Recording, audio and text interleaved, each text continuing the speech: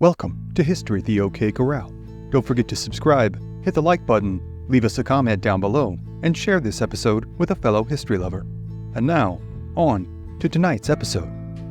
The history of world conflict is often decided by the wills and whims of mighty kings and vast empires, sorted out in bloody fashion in large-scale battles between massive enemies. But, many times, some of history's most intriguing tales of bravery, selflessness, and sacrifice are found in the all-too-rare instances of singular, brave individuals deciding to risk life and limb in interest of saving themselves or, oftentimes, their friends and loved ones. Many of these stories have been lost to the annals of history, overlooked in favor of tales of great conquerors and heads of state. Tonight, History at the OK Corral seeks to remedy that, as we bring you 10 stories of little-known one-man stands from the depths of American history.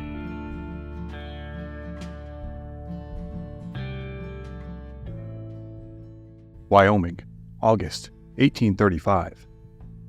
As the heat of the day causes small rivulets of sweat to form on his brow, Kit Carson mounts his favorite horse, an unsettlingly coy smile stretching across his face.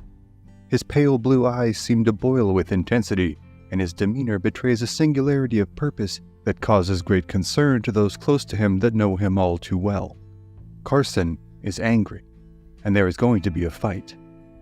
The sudden flurry of Carson's intense movements cause a stir about the previously placid camp full of mountain men, local natives, and fur traders. They have come here for the annual Rocky Mountain Rendezvous, the yearly gathering held just outside of what is today the census-designated area of Daniel, Wyoming, in the expansive Green River Valley. Stretched out along the banks of the Green River are an array of tents and teepees, representing a menagerie of cultures and goods for trade. Though there are several regional rendezvous, this gathering in the Green River Valley has become one of the largest. Though years before have been plagued with supply delays and fights with the local Blackfoot, this year's rendezvous is proving to be a roaring affair. In attendance are roughly 300 mountain men, roughly 2,000 Shoshone natives, several dozen members of the Nez Perce and Flathead tribes. Also present is a sizable contingent of company men from the monopolist Hudson's Bay Company. Many of these men are French-Canadian voyageurs, hardy fur-trading occupational cousins to the American mountain men.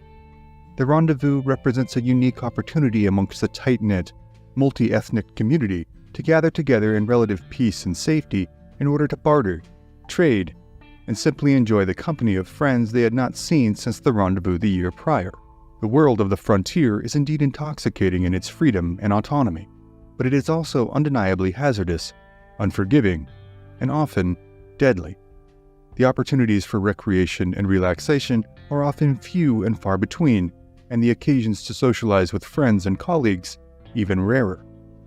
Thus, the prevailing mood at most rendezvous is one of communal excitement, camaraderie, and kinship. Though the mighty Blackfoot are an ever-present threat, disputes amongst participants in camp are generally kept to a minimum. Instead, the order of the day, in addition to the aforementioned festivities, is that of business. The trappers have worked long and hard for an entire year, often spending hours knee-deep in frigid streams, setting their traps and enduring all manner of hardships, from Blackfoot attacks to maulings from grizzly bears to simply disappearing into the vast expanse of the wilderness, as so many countless did. At the rendezvous, the trappers bring their year's bounty to have it appraised by the fur merchants, who would then issue payment in the form of credit for goods. Once this order of business had been taken care of, the social underpinnings of the rendezvous would then take on a more and more prominent role as the days passed. The notion of the Rocky Mountain Rendezvous as a debauched free-for-all is a slightly misleading one, though not wholly without merit. While some mountain men are in fact well-mannered, well-kempt, and even well-read, some of them do indeed live up to the popular notion of themselves as hard-living, hard-drinking, self-aggrandizing, larger-than-life ne'er-do-wells who thrive in the wilderness but would struggle mightily to fit into civilized society. Among these is a boisterous, bellicose, and often belligerent Frenchman named Joseph Chenard. While regarded as experienced and competent in regards to his profession, one which involved traveling hundreds of miles via canoe and portage through some of Canada's most unforgiving wilderness, he is also resented amongst many as an incorrigible bully, an insufferable drunkard. During the previous few days, all of which he has spent in a whiskey-induced haze, Chouinard has managed to offend even the cast-iron sensibilities of the mountain men and natives gathered here in the warm, scenic valley. He has not only yelled at, cursed, or been generally impolite to a number of fellow mountain men and voyageurs, he has made the particularly ill-advised choice of making repeated advances on the young, beautiful Arapaho woman named Singing Grass. Singing Grass is an enchantingly beautiful daughter of a chief. In her early 20s, she draws the eye of most of the women-starved trappers at the Rendezvous, though none of them dare to make any advances, as it is well known that Singing Grass is being courted by one Christopher Houston Carson. The two had met when Carson's contingent of trappers had traded and wintered with a small band of Arapaho. The Arapaho, whose homelands by the mid-19th century include large swaths of Colorado and Wyoming, are a formidable power on the northern plains. Along with their longtime allies, the Cheyenne, they have long held neighboring tribes as well as prospective settlers under a veil of fear lest they fall victim to one of the tribe's notorious raids.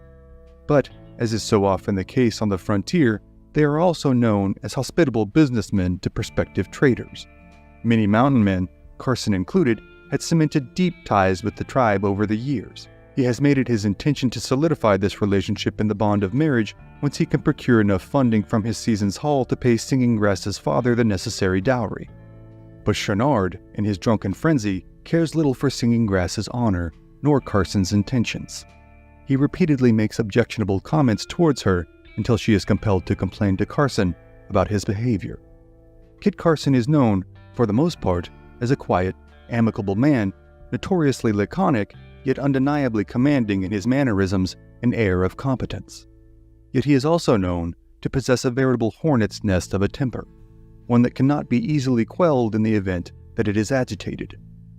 Carson had been born on Christmas Eve of 1809 in Richmond, Kentucky. He had run away from an apprenticeship as a saddle maker and signed on to tend livestock for a company of fur traders en route to Santa Fe. Carson quickly worked his way up through the ranks, covering thousands of miles of territory that was, for the most part, unknown to virtually all of his countrymen. He and his fellow mountain men spend their days setting and checking traps, plodding up and down river valleys and mountain streams, and across vast stretches of empty prairie. It is a hard life, and certainly not for the faint of heart, but Carson has thus far excelled in this high-stakes world. He has time and again proven his mettle in shootouts with the Blackfoot and other native tribes, and by this time in 1835, there are few on the frontier who have at not least heard the name Kit Carson. Though he is not known to be one to initiate confrontation, in this case, with the drunken Chouinard openly insulting the honor of Singing Grass, Carson sees no other option and seeks no other option than violent retribution. When news of Chouinard's behavior had reached Carson just minutes earlier, his normally placid expression had morphed into an unseemly contortion of contempt and rage. Chouinard had been busy all morning, not only making repeated unwanted advances upon Singing Grass, but repeatedly insulting the American trappers in attendance, calling them mewling schoolboys and insisting that he would whip anyone who challenged him as though he were their schoolmaster. As his tirade had dragged on into the early afternoon, Carson, now having gotten wind of Chouinard's insults, abruptly made his way across the camp. Carson was a man of imposing physical strength and commanding presence, but relatively diminutive size. As he had neared the mountainous Chouinard, it seemed that the Frenchman's prediction of whipping the Americans like so many schoolboys might indeed come true. But Kit Carson was no schoolboy.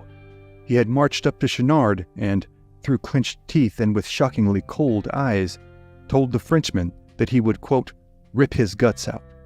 The challenge to a duel was then issued, and both men retreated to their tents to retrieve their weapons and horses. The notion of a horseback duel is not at all common in the Old West, and almost immediately, seemingly the entire population present for the rendezvous have assembled in a crowd to watch the fight unfold. As Chouinard rides towards the center of camp, now seemingly as animated as his adversary by malice and rage, Singing Grass and Carson's friends grow more and more concerned with the gravity of the situation. They beseech Carson to let discretion be the better part of valor, and to let cooler heads prevail. But now, Carson will have none of it. Atop his large sorrel gelding named Apache, Carson, his distasteful smile now growing wider and wider, checks both his single-shot pistols, ensuring they are loaded. He tucks one into his belt and cocks the hammer on the other. He checks to ensure that his hunting knife and tomahawk are securely tucked into his belt and, without a word, wheels Apache toward the center of camp, riding off to meet Chenard.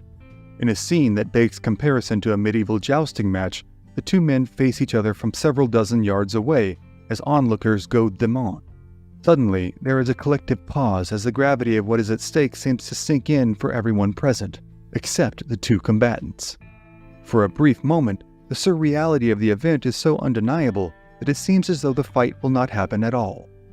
Then, in a near simultaneous explosion of movement, both men spur their mounts onward, pistols drawn, taking aim at their adversary as the ground between them rapidly diminishes. The mere seconds this takes seems like an eternity to all in the crowd, who have by now fallen silent in a fearful awe of what they are witnessing. It seems, for a fleeting few moments, as though the only audible sound is that of the two horses' hoofbeats pounding into the dirt. Suddenly, two gunshots ring out in such quick succession that it sounds as if but one shot has been fired. The two horses and their riders pass through a small cloud of gunsmoke, whizzing past each other in opposite directions. Carson, still atop his horse, wheels the animal around, unsure if he or the animal has been hit, only knowing that they are both still alive and must now turn to face their adversary for a second charge. However, when Carson turns, he is met with the sight of Chenard hunched over the horn of his saddle, pistol laid on the ground next to his horse's hooves. For a brief moment, Chenard too takes stock of his condition. He is alive, but his wrist has been shattered by the ball from Carson's pistol. The wound is both grisly and debilitating. Suddenly, the air is filled with the howls of the wounded Frenchman, whose inebriation seems to be doing little to dull his pain. Accounts vary as to what happens next. In Carson's own later account, he only mentions that Chenard did not trouble anyone at the rendezvous any further after that. Carson was certainly not above killing, as he had previously and would again kill men who presented less of a direct threat to his personal safety than had Chenard. No record exists as to Chenard's ultimate fate. However, the accounts of Carson that will follow from this moment on will see him grow from well-known tradesman to pop star folk hero in the span of the next half-decade. In a world that is known to be mercilessly violent and universally hazardous, Carson has managed to cement his legacy as a legendary figure who can bear any hardship, solve any problem, and win any fight. While there is certainly a sizable gap between fact and fiction in the recountings of Carson's exploits, his status as a highly skilled, deeply experienced, highly impactful individual in the course of the history of the Old West is undeniable. However, for tonight, the many tales of Carson's other triumphs, tragedies, and controversies are other stories for other times. Fall, 1841, Enchanted Rock, Central Texas. On a crisp fall afternoon, a small group of land surveyors, under the employ of the Republic of Texas, made their way through the territory near what is today Fredericksburg, Texas. They have been sent out here, some 95 miles west of Austin, to survey and legally demarcate land grants and territorial claims. Though this job came with a seemingly banal description, this was perhaps, at the time, the most dangerous line of work in the world. Not because the act of land surveillance was particularly hazardous, but because, in 1841, this was very possibly the most dangerous place on Earth. And it was so very dangerous because it was the territory of perhaps the most feared tribe on the continent. They called themselves the Namuro, which simply meant the people, a self-referential catch-all term that is not uncommon in tribal names. Tribes like the Apache, the Waco, the Tawankoni, the Tonkawa, and countless other small Texas tribes whom they had been warring with for decades knew them by another name. They knew them as the Comanche. This is thought to be a derivation of a Ute phrase meaning those who fight us all the time. The name may have come from one of their longtime enemies, but it was apt. The Comanche had migrated down to the plains of Texas and Oklahoma after being unable to sustain their livelihoods as hunter-gatherers in the northern Rocky Mountains. They had been an offshoot of the Shoshone tribe, who for centuries had barely subsisted in the unforgiving environs of the Rockies' granite ranges and aspen forests, until they were finally forced out by stronger tribes. They suffered greatly as the perpetually downtrodden, and had only begun their ascent to martial prowess when they encountered the animal brought over by the Spanish in the 16th century, the horse.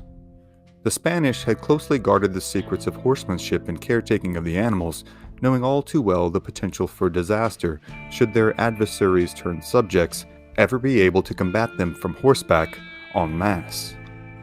But despite their precautionary efforts, after the decades of raiding from the surrounding tribes, the absconding of natives who had been trained in horsemanship and care in order to serve their Spanish overlords, and the inevitable cultural mixing that comes from proximity, a sizable number of their mounts, as well as a sizable amount of their institutional equine knowledge, had spread to the southern plains.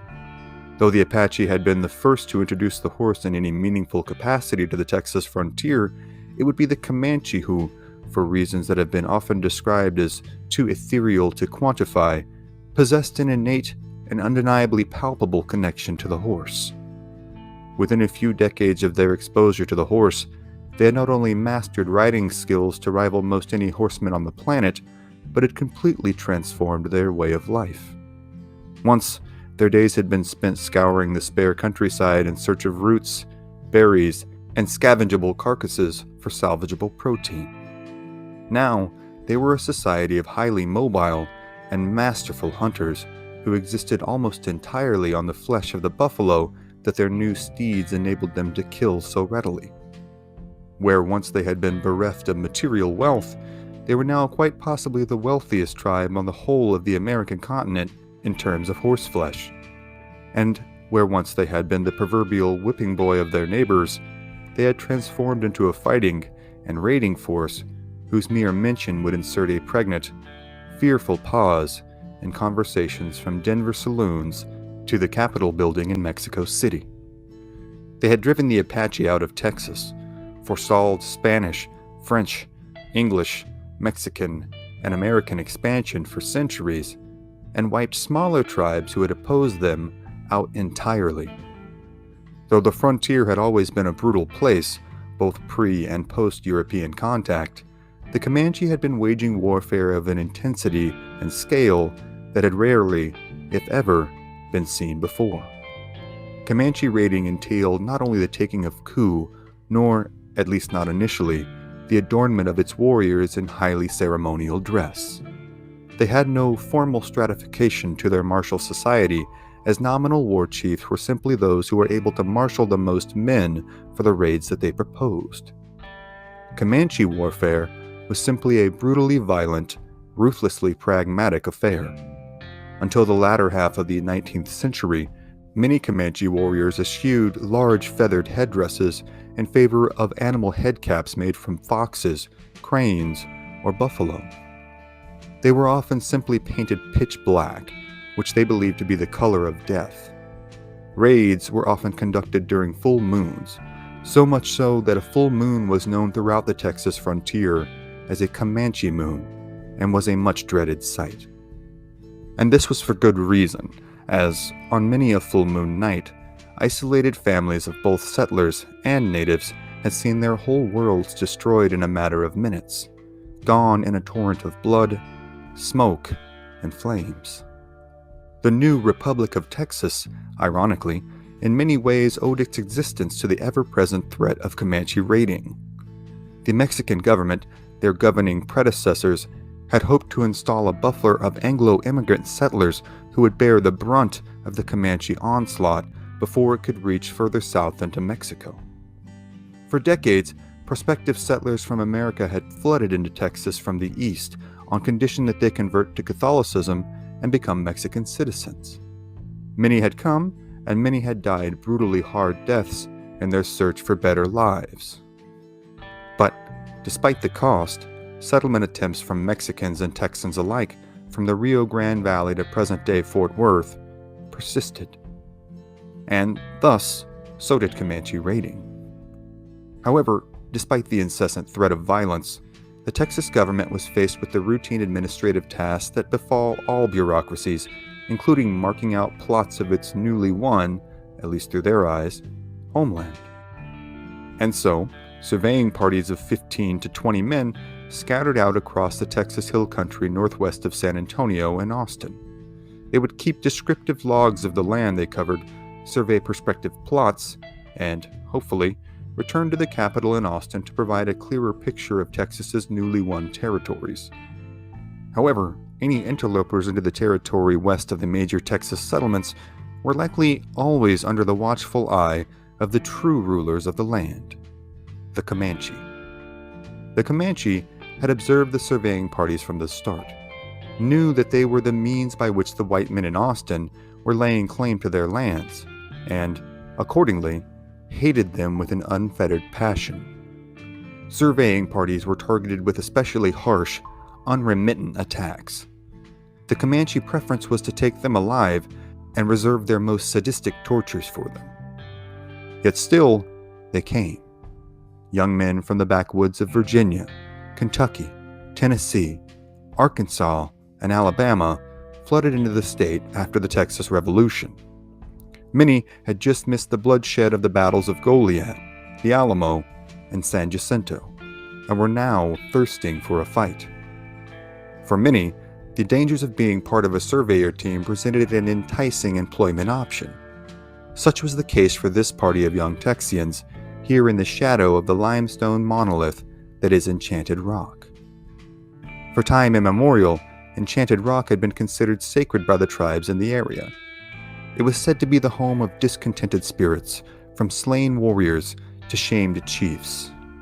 It was said that the native tribes practiced sacrifices at its base, and it was well known that any incursion into the territory surrounding Enchanted Rock would be met with the utmost of hostilities. However, the ever-present threat of violent, painful ends were not enough to dissuade this group of combat-hungry 20-somethings who had come to Texas for the express purpose of tempting such a fate. For all their bluster and bravado, though, these newly minted Texans were no fools. This party of 15 to 20 surveyors were among the most well-armed men on the planet at the time. Many of them carried the .36 caliber Colt Patterson revolver. Considered by many firearm collectors to be a seminal pistol in Old West history, it had been patented by Samuel Colt in 1836 and produced in Paterson, New Jersey, hence the name Colt Patterson. It had been originally calibered in a .28 caliber pistol, but had been changed to a .36 caliber in 1837.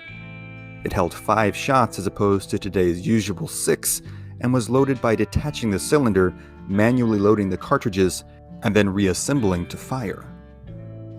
This meant that a combatant would have to preload several 5-shot cylinders and would be relegated to relatively cumbersome reloading processes in comparison to later models. The weapon weighed in at 2 pounds 12 ounces with a 9-inch barrel. This made it a very large, very loud, and, understandably, terrifying weapon to enemy combatants. With an effective range of roughly 65 yards, it was well suited to the horseback, high-speed, up-close fighting that was the new norm on the Texas frontier. For longer-range endeavors, many of the Texans were armed with the .42 caliber Edwin Wesson percussion cap rifles. In short, these are single-shot rifles that use small copper caps filled with mercuric fulminate as the ignition source to fire their projectiles. The small copper cap is placed on a plug under the hammer of the rifle, and when the hammer is released, the percussion ignites the mercuric fulminate, causing it to fire.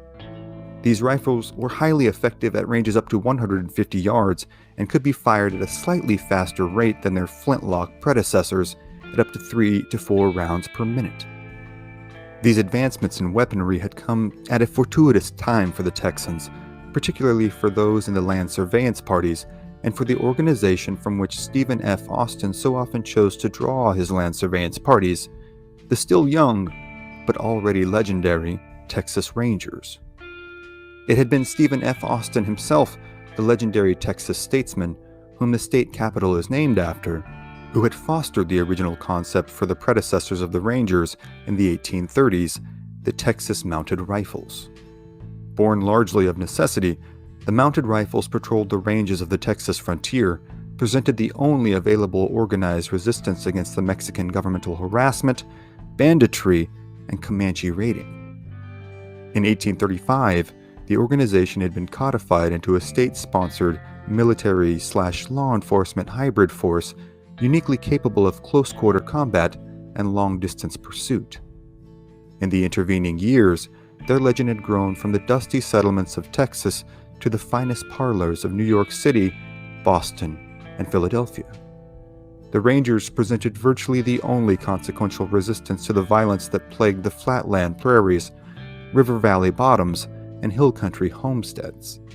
The tales of their daring and ferocity spread like wildfire amongst not only Texans, Mexicans, and Americans, but amongst the Comanche as well. And perhaps none among the Rangers, and their ranks full of giant, strapping, bellicose young men, garnered more respect or more fear than did Captain John Coffee Hayes. He had been born in Little Cedar Lick, Tennessee, in 1817 to a military family. His father, Harmon A. Hayes, had fought in the War of 1812 under Andrew Jackson. Harmon named his son after Jackson's legendary Brigadier General John Coffee. John Coffee Hayes, known by those close to him as Jack, had made his way to Texas in 1836 at the age of 19 in search of fortune, adventure, and war. Though he had missed his chance to participate in the Texas Revolution, he had found a home with the Texas Rangers. The Rangers had a casualty rate that at times reached 50%, and it was assumed that a fair number of their fresh-faced recruits who proudly rode out of San Antonio and Austin would never be seen again. Even in the austere, hyper-violent world of the Rangers, though, Jack Hayes stood out. In an occupation replete with large, burly men, he was a slender, 5'6", 20-something, with a boyish face and a quiet, affable demeanor. But one look at his eyes, even from today's vantage point, more than a century and a half removed, and it is apparent that the man was no slave to fear. His affable demeanor and unremarkable stature were, in countless eyewitness accounts, transformed into the striking and irrefutable figure of the unshakable, irascible Uber Ranger. The one who feared no hardship, thrived in the chaos of combat, and possessed an innate and undeniable ability to lead men who had proven otherwise ungovernable by the vast majority of society. His legend had spread far and wide through Texas, even in the short time he had been there in 1841, and this made him an ideal member for the surveying party Stephen F. Austin needed to send out to Enchanted Rock. And so it was that Jack Hayes, legendary ranger, found himself here at Enchanted Rock on this fall afternoon.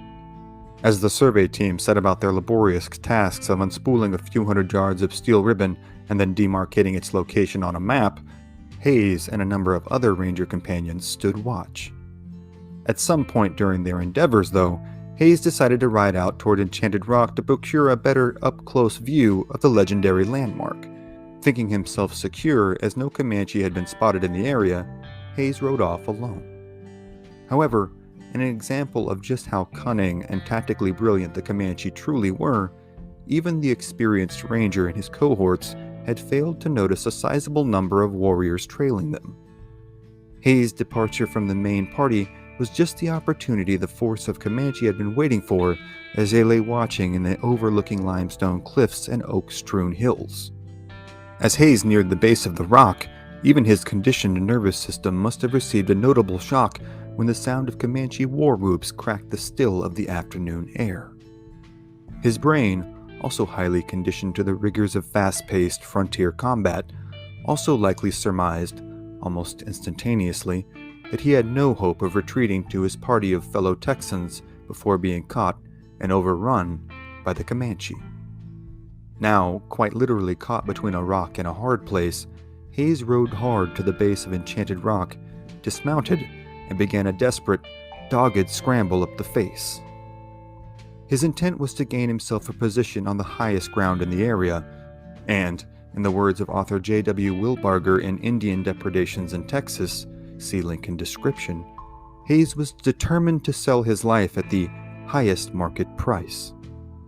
Hayes's reputation, combined with his notable dark hair and moderate stature, made him a prize target among the ranks of the Comanche, and he was pursued up the side of the giant rock with the utmost gusto by several warriors intent on harvesting his scalp.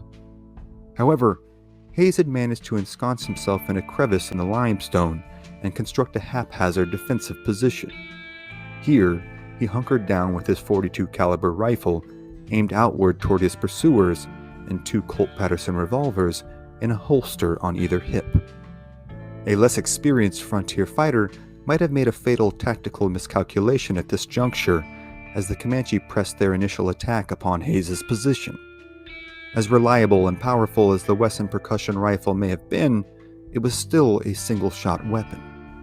This meant that any defender in Hayes's position would have essentially one shot on his pursuers, one that they must make count. After that, they would be forced to complete a loading process that would enable their enemy to close the gap between their positions and capture or kill them. Hayes had seen many a young ranger comrade fall victim to poor decision-making in this instance, only to miss their single shot and be cruelly ended by the Comanche. Hence, even as his pursuers rained down arrows upon his claustrophobic position, Hayes forced himself to hold his fire. Anytime a warrior would attempt to make a terminal charge on his position, Hayes would brandish the rifle barrel at him, managing each time to dissuade his attackers. Hayes knew that, for all their tactical prowess and combative ferocity, the Comanche approach to warfare did not now nor ever entail the enduring of casualties en masse in order to obtain a victory of any kind. In the mind of the Plains warrior, it was always better, if possible, to fight to another day. Such prudence, though no doubt understandable, left an exploitable gap for those caught in the ire of their attack. Even though alone and with a single-shot weapon, survival for the experienced ranger was not wholly impossible, and so Hayes hunkered down and fought on. The Comanche, though, soon tired of this hated intruder keeping them at bay from atop their own sacred landmark, and so, again in the words of J.W. Wilbarger, they resolved to make their attack in earnest. Hayes steadied himself behind the makeshift rock wall he had hastily constructed and waited what must have been an agonizing few minutes as the Comanche surrounded the base of the rock and began a charge en masse toward his position. Hayes waited unmoved, still hunkered down, until the leading warrior was within a few yards of his position. At the last second, Hayes rose up, brought the warrior into the sights of his rifle, and squeezed the trigger, sending a lead ball into the Comanche's torso. This caused the Comanche to momentarily stop to assess the damage to their fallen comrade and to shield themselves from any more gunfire that may be coming. When it was discovered the lead warrior was dead, the cry was put out, in long wolf-like howls, to move back to the base of the rock. This the Comanche did, as Hayes used the brief respite to reload and refit his rifle. He also rechecked the pair of Colt Patterson revolvers he had holstered on either hip, ensuring himself at least 10 additional shots once his initial, and this time likely final, rifle shot had been fired. In short order, the Comanche contingent made another, even more vociferous attack upon Hayes's position. The Comanche war cries flooded the air with high-pitched, blood-curdling screeches that would have shaken almost any Texan to their core. But not Jack Hayes. Hayes again coolly received the charge until the Comanches were within range, once again popping up from his position to the last second. Only this time, sensing this to be his proverbial last hurrah, Hayes pulled his revolvers and emptied the entirety of one's 5-shot cylinder into the Comanche surrounding him. This, again, begat another Comanche retreat. As Hayes again hunkered down and began hurriedly reloading for what he assumed was an inevitable third Comanche assault, he heard what must have been the very welcome sound of his comrades firing their weapons and making their way towards Enchanted Rock. They had been fighting an even larger body of Comanche during Hayes' tete-a-tete with the Comanche, and had only discovered his position when they heard the shots of his rifle and revolvers coming from high up on Enchanted Rock.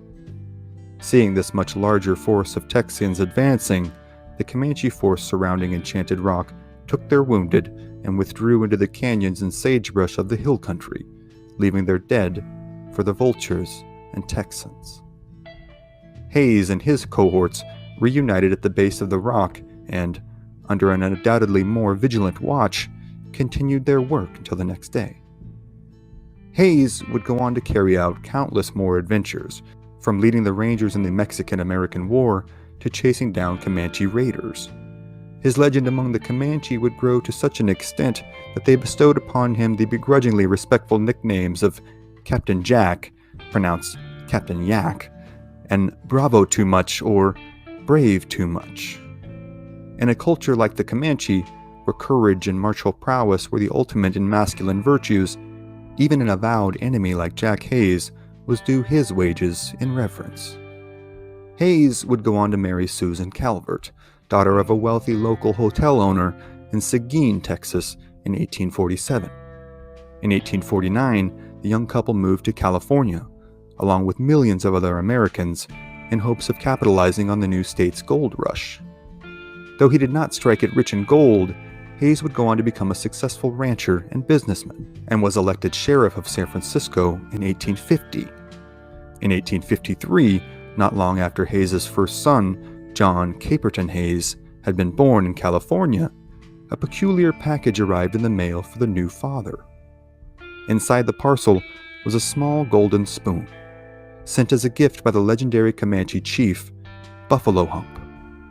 The spoon came with a small engraving on the handle that read, Buffalo Hump Jr. Such was the level of respect Hayes had earned even amongst his longtime enemy. Hayes would pass away in 1883 at the age of 66 and is buried at the Mountain View Cemetery in Oakland, California. Tonight's story was but one snippet of Hayes's life, one that is replete with accounts of Comanche battles, suicidal attacks during the Mexican-American War, and countless other legendary escapades. But for tonight, those are other stories for other times. Central Texas, 1845. Nestled amongst the centuries-old oak trees and spring-fed creeks, sits an idyllic farmstead. Its owners, likely immigrants from Germany, have meticulously built a small but sturdy cabin and maintained their crops and livestock herds through daily, arduous labor. Their efforts, however, have proven to be tragically in vain, as the entire family now lies prostrate and cold in various positions about the farmstead, the most recent victims of the Comanche raids that have been terrorizing the entirety of the Texas hill country for weeks now. This family has been targeted not because they have developed any personal animus between themselves and the Comanche, but because their mere presence here in what was known to the Spanish as Comancheria is tantamount to a declaration of war against the feared and fearsome lords of the southern plains. Their once bustling farmstead now lies still. The scene that unfolded only hours before must have been horrific, but it was not at all unique. The Comanche raiding party, quite large in this particular case numbering between 200 to 300, had swept down from the surrounding hills, killed all who posed even the most tacit threat of resistance, and made off with all of the prisoners and horses that they were able to. Now, as the sun makes its ascent, burning off the morning mist and making the day stiflingly hot by noontime, the Comanche are on their way west. They have been traveling hard since their early morning raid on the farmstead. Their raiding has indeed proven successful, as they have gathered a large herd of horses stolen from several of the ranches surrounding the city of San Antonio. But the spoils of their effort are now proving to be a notable hindrance in their race to put distance between themselves and the Texans who would invariably pursue them. However, with the number of warriors present in this raiding party, the Comanche are not too concerned about the retaliation of a people who had proven all but inept in pursuing and engaging them. The Spanish had made their efforts in combating Comanche raiding, as had the Mexican government, as had virtually every sizable tribe in Texas. But at this point in 1845, with very few exceptions, the Comanche have operated with virtual impunity throughout the whole of Texas. They refer to the Texians and Mexicans as their livestock keepers, a people fit only to hold on to the vast horse herds until the Comanches see fit to take them. Their disdain for the settlers is certainly primarily due to their chosen location, as encroaching anywhere on the vast expanses of their rightful empire is an offense punishable by death. However, the Comanche also hold in contempt any culture, be it native or European-based, that practices sedentary agriculture. This is a decidedly distasteful livelihood by Comanche standards. They view their highly mobile hunting and raiding culture as a more masculine, honorable way of life, and therefore assumed it to be universally preferable. However limited their cultural viewpoint may be, their tactics and practices have proven highly effective. The Comanches' ascension from perpetually beleaguered hunter-gatherers to the wealthiest tribe on the whole of the American plains has been perhaps as rapid a transition as any society has undergone in human history. By the early 19th century, they have taken over virtually the entirety of the southern plains, from present-day Kansas all the way to South Texas. However, their wealth is not only in land, but in horses. Because of their geographic location at the southernmost point of the plains, the area that held the greatest concentration of settlements and of horses in the early 1800s, the Comanche were privy to the greatest selection of animals and the most opportunities to carry out raids. This led to the Comanche possessing far more horses than any other tribe. A typical young Comanche warrior might possess a herd of several dozen or even several hundred horses, a number comparable to even the wealthiest chiefs of more northerly tribes like the Sioux and Cheyenne. The economic importance of this advantage borders on incalculable, and the desire to maintain this advantage has left the Comanche with an unslakable thirst to continue adding to their collective and respective equine portfolios. Efforts to stop them, especially in the last few weeks, have proven maddeningly ineffective to both Texan farmers and government officials. As would happen several times throughout Texas history as Comanche attacks intensified, whole farmsteads were being abandoned by families in fear of becoming the next macabre recollection shared amongst terrified neighbors and townspeople. It seemed to many that, for all intents and purposes, there was no way to effectively combat a force who struck in lightning-quick raids and seemed to disappear into the western landscape just as quickly. The situation presented such a novel problem, it seemed only a novel solution would suffice. In the decades prior, small forces under the directive of Secretary of State Stephen F. Austin had patrolled the ranges of the Texas frontier with the intention of finding and engaging the Comanche. It was hoped that a more offensive approach might dissuade further attacks. But the ranging companies, who would come to be known as the Texas Rangers, have managed to achieve only marginal success in tracking down and engaging the Comanche. They are perpetually underfunded, poorly equipped, and their ranks are made up of young men who largely have found no place in other parts of society. Most are men under the age of 25, who have come to Texas for the express purpose of violence and retribution. Every year, young men ride into San Antonio and eagerly sign on with the Rangers, boasting of all the Comanche scalps they are soon to take and of all the beautiful Texas maidens they would soon rescue. They would ride out of town at the first mention of a nearby Comanche attack, resplendent in all their martial glory, only to never be seen again. For the lucky among them, death would come quickly in battle, via the 14-foot Comanche lances and stocky, short arrows that whipped through the air with enough velocity to pass through the torso of a buffalo bull and stick into the hard prairie ground. For the unfortunate souls unlucky enough to be taken prisoner, their ends would not come so quickly. Many a young ranger would meet a prolonged, painful demise at the hands of Comanche torturers. For years, their success in pursuing Comanche raiding parties and preventing atrocities on the Texas frontier was a sporadic affair. Occasionally, they had been fortuitous enough to surprise a Comanche camp and rescue a captive or two, but they had continually struggled to match their adversaries in mobility and in the volume of fire they were able to amass. By 1845, however, this is beginning to change because of two critical factors now working in the Rangers' favor. The first is the advent of the Rangers' adoption of the Colt Patterson revolver. Designed by New Jersey inventor Samuel Colt, the Colt Patterson is the precursor to the 6-shot Colt Walker revolver that would come out 2 years later in 1847. Named after its inventor in his hometown of Paterson, New Jersey, the Colt Patterson boasts a 5-shot cylinder and an imposingly large build.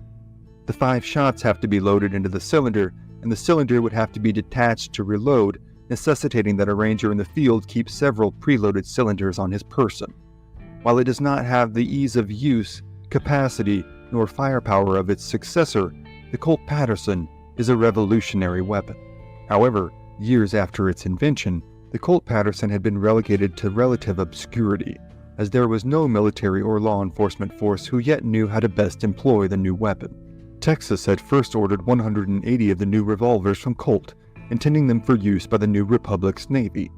However, the Navy was never able to employ them to any meaningful ends, and thus the technology seemed destined for the proverbial scrap heap. However, before the Texas government gives up hope on the utility of the Colt Patterson, they decide that perhaps the Rangers might be able to employ them. While this may seem an obvious conclusion to draw in hindsight, the notion of mounted gunmen attacking the Comanche in the same manner the Comanche attacked them was an essentially foreign notion. For centuries, as Americans had made their dogged advance eastward, combat against the native tribes of the eastern woodlands had involved fighting on foot. The terrain often did not lend itself to fighting from horseback.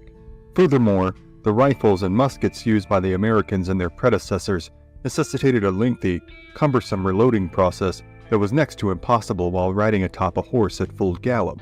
This gap in tactical prowess has allowed the Comanche to operate largely unfettered, as they are able to maneuver their mounts and unleash arrows at a rate the average Texan simply cannot match while footbound and firing sporadically from a single-shot weapon.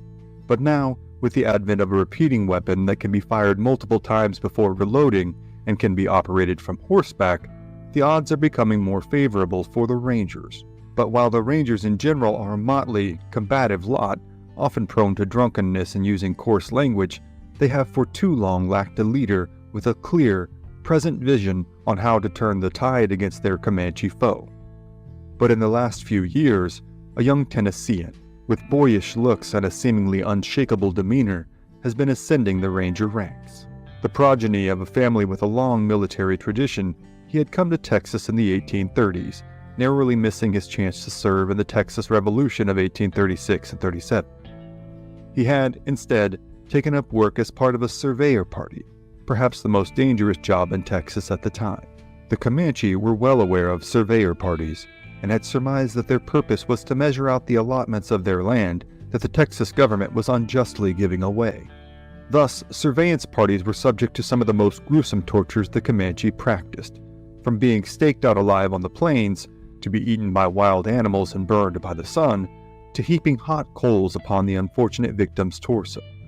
He had managed to avoid such unfortunate fates, and was able to sign on with the Texas Rangers.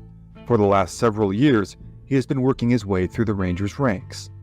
His name is John Coffee Hayes, better known as Jack Hayes. He will prove to be the second important factor in changing the way the Rangers fight. In a world of the big-bodied ruffians that comprise most of the Ranger forces, Hayes stands out for both his slender build and his civilized manners. He has a calm, high-toned voice, dark hair, and the cool, calculating eyes of a dyed-in-the-wool killer. Time and time again over the preceding years, the Rangers in Hayes' company have marveled at his ability to switch instantaneously from an affable, thoughtful conversationalist to a snarling, myopically focused combat leader. The times he has put himself in mortal danger from enemy fire, all while doling out concise, clear orders to the Rangers in his command, seem too numerous to count by this point in his career. For months now, Hayes and his Rangers have been in San Antonio, setting off occasionally to patrol the surrounding territory and training incessantly with their new revolvers.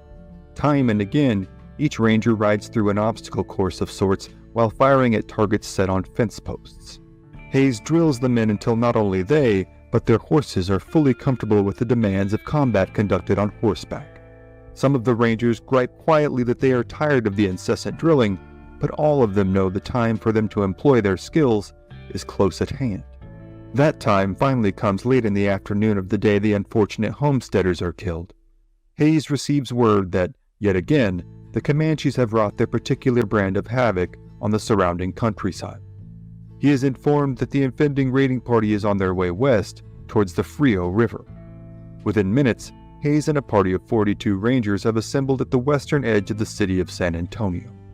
Hayes briefs them on the specifics of the route he intends to take, and informs the men, much to their satisfaction, that their intent is to catch up with the Comanche, kill as many as possible, and recover the horses they have stolen.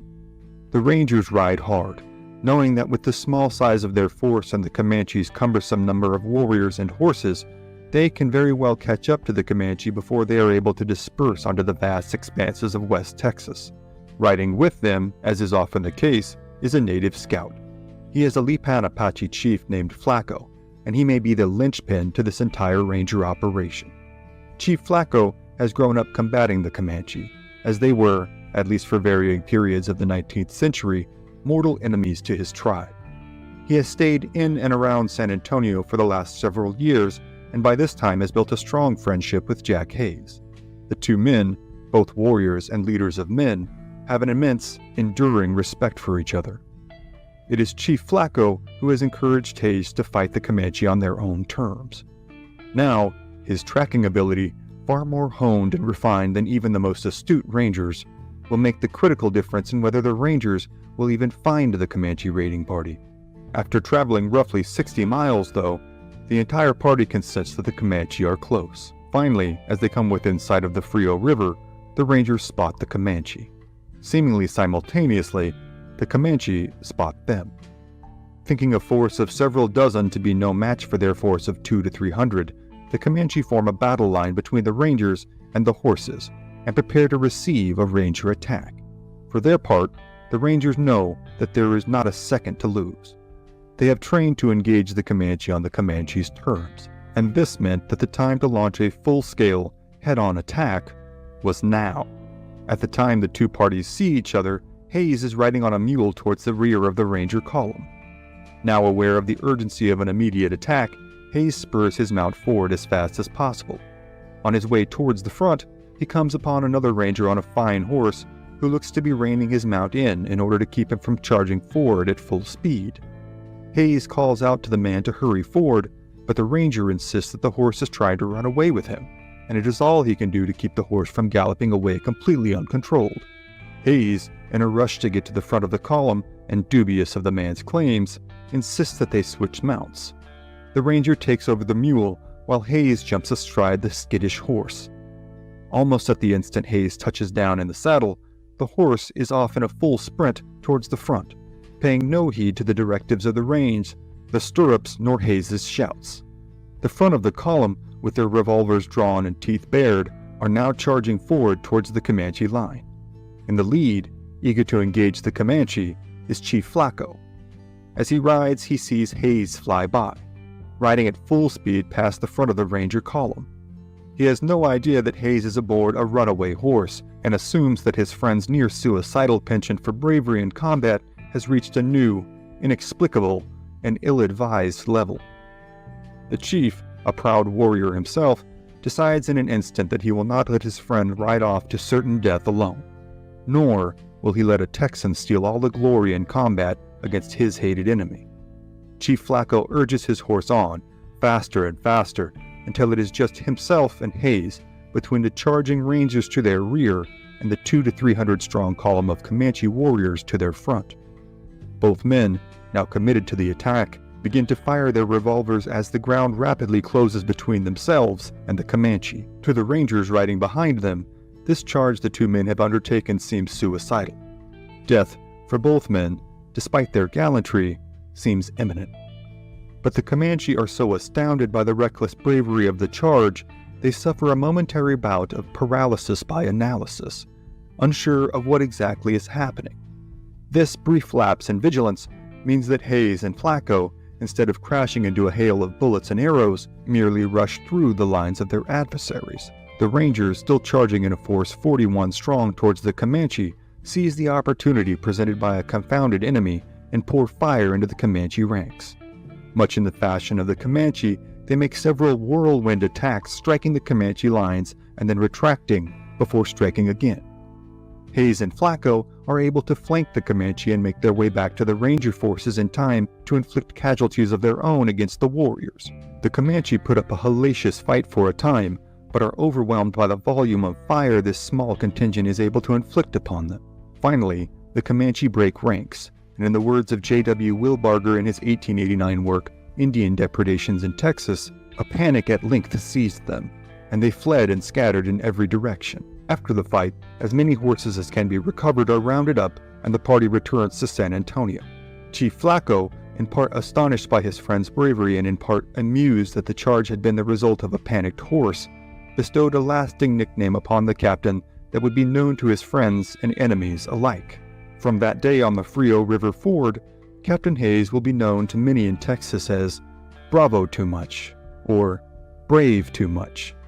The name certainly has a tinge of good-natured ribbing between friends, but its meaning is also starkly serious and, as time will prove again and again, inarguably apt. Chief Flacco and Jack Hayes will go on to many more fights against the Comanche, and Hayes will carve out his own brutal legacy in the battlefields of the Mexican-American War from 1846 to 1847. He will eventually move to California with the advent of the 1849 gold rush, and the two old friends will never see each other again. Flacco would go on to become a legendary figure in Texas history whose story deserves an episode all its own. But the bloody war for control of Texas is not over. It will in fact carry on for decades more and see countless lives lost on both sides, and ultimately, the end of the Comanche's way of life. But the innumerable accounts of the heroics and villainy wrought by Texans and Comanches alike are, for tonight, other stories for other times.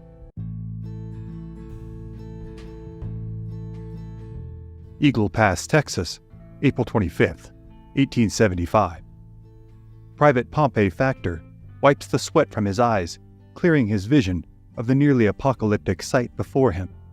Sweeping down upon his position are dozens of incensed Comanche warriors, all intent not only on killing Pompey Factor and his 3 fellow soldiers, but hoping to accomplish this grisly task via the long drawn-out tortures they have become famous for across the frontier. Factor and his mates are well aware that the coming minutes will spell either their doom or their salvation, and that the former scenario is far more likely. Pompey Factor, Sergeant John Barnes, and trumpeter Isaac Payne, all members of a mixed-race Black and Seminole contingent of scouts attached to the famed Buffalo Soldiers, are locked in a desperate battle with an exponentially larger attacking force of Comanche warriors. Despite the cultural and ethnic milieu present on the battlefield, the U.S. Army has, 10 years after the completion of the Civil War, still not changed their requirement that the officers in command of these units be white. Thus, in command on this day is Lieutenant John Lapham Bullis.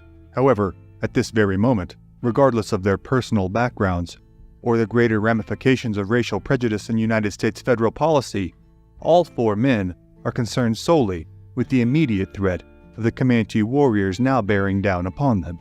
They are all experienced soldiers.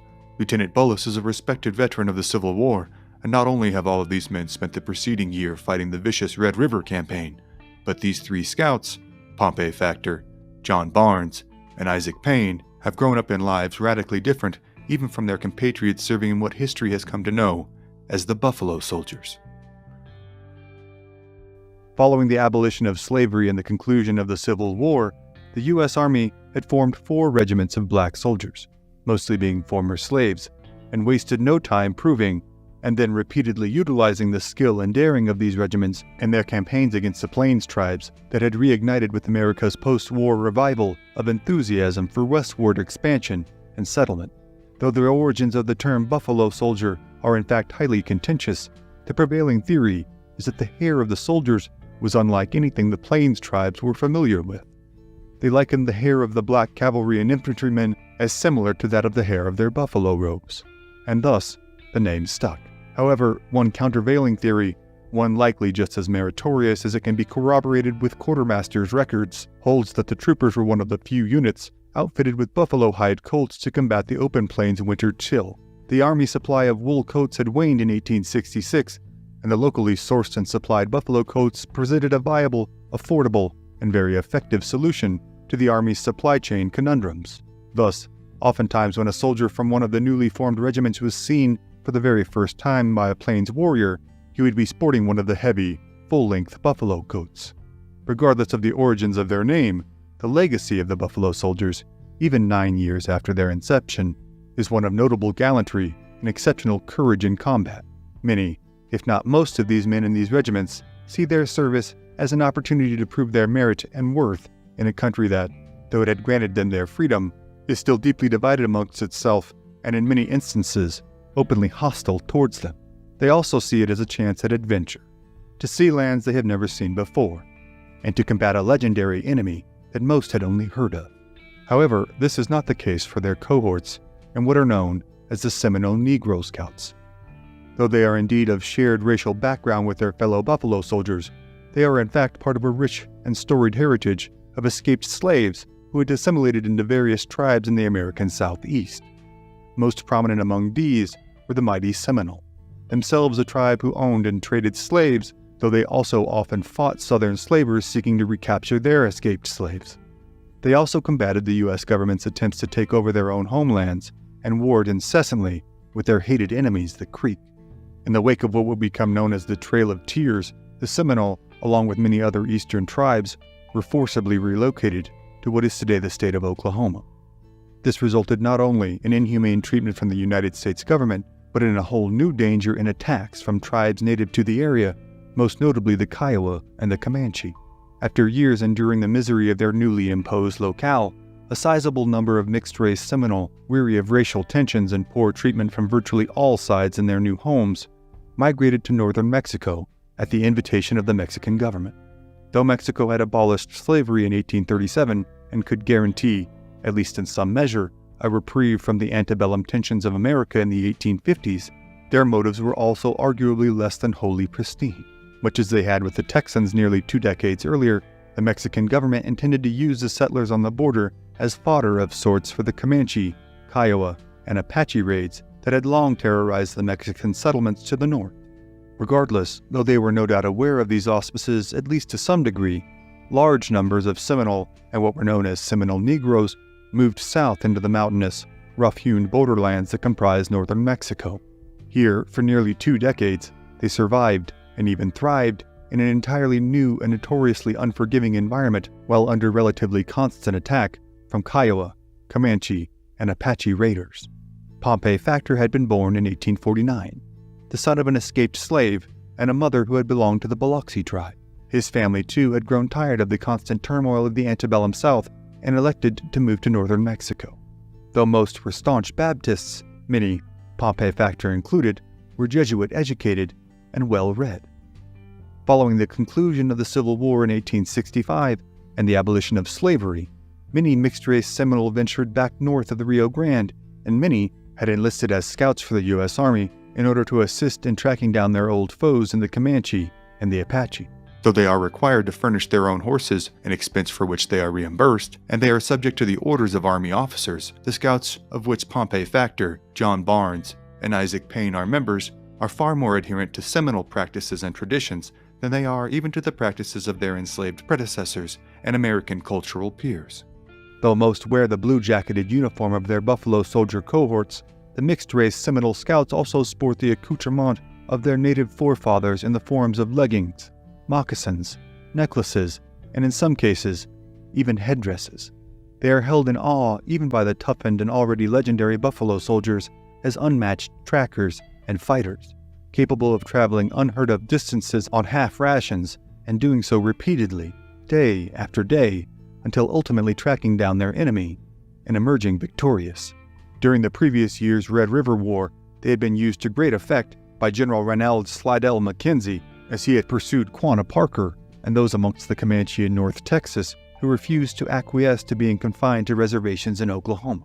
They had all served with distinction, including Lieutenant Bullis, who had furthered his record of accord with several instances of personal bravery and selflessness that had solidified his deep affection for and bond with his men. His relationship with his men is described as more familial than militaristic. It was said that every time a scout had a new child, the lieutenant would visit their camp acting in the place of a presiding chief and examine the baby, exclaiming that the child would indeed go on to grow strong and brave. This familial bond is a requirement for men who work in such small teams, in such remote places, under such dangerous conditions. The typical job of the scouts sees them in conditions such as the ones they have found themselves in today on the Pecos River, on a far more frequent basis than any of their comrades in the conventional forces. Lieutenant Bullis, Sergeant Barnes, Private Pompey Factor, and Private Isaac Payne had all been in hot pursuit of this raiding party, with the intention of catching them during the time-consuming job of getting their stolen mounts across the southward flowing Pecos to the western bank and disappearing into the vast expanses of the surrounding landscape.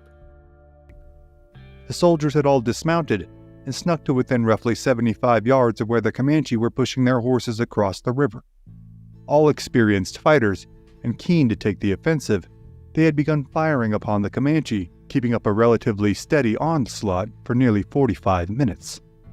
During this initial combat, the scouts managed to kill 3 Comanche and wound at least 1.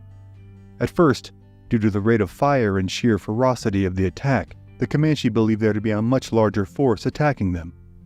The scouts are armed with .45 caliber Sharps carbines, as are the vast majority of troopers assigned to serve with the Buffalo Soldiers. These rifles represent a new wave of battlefield technology that has drastically changed the dynamics of combat in the West in the little over a decade since its implementation.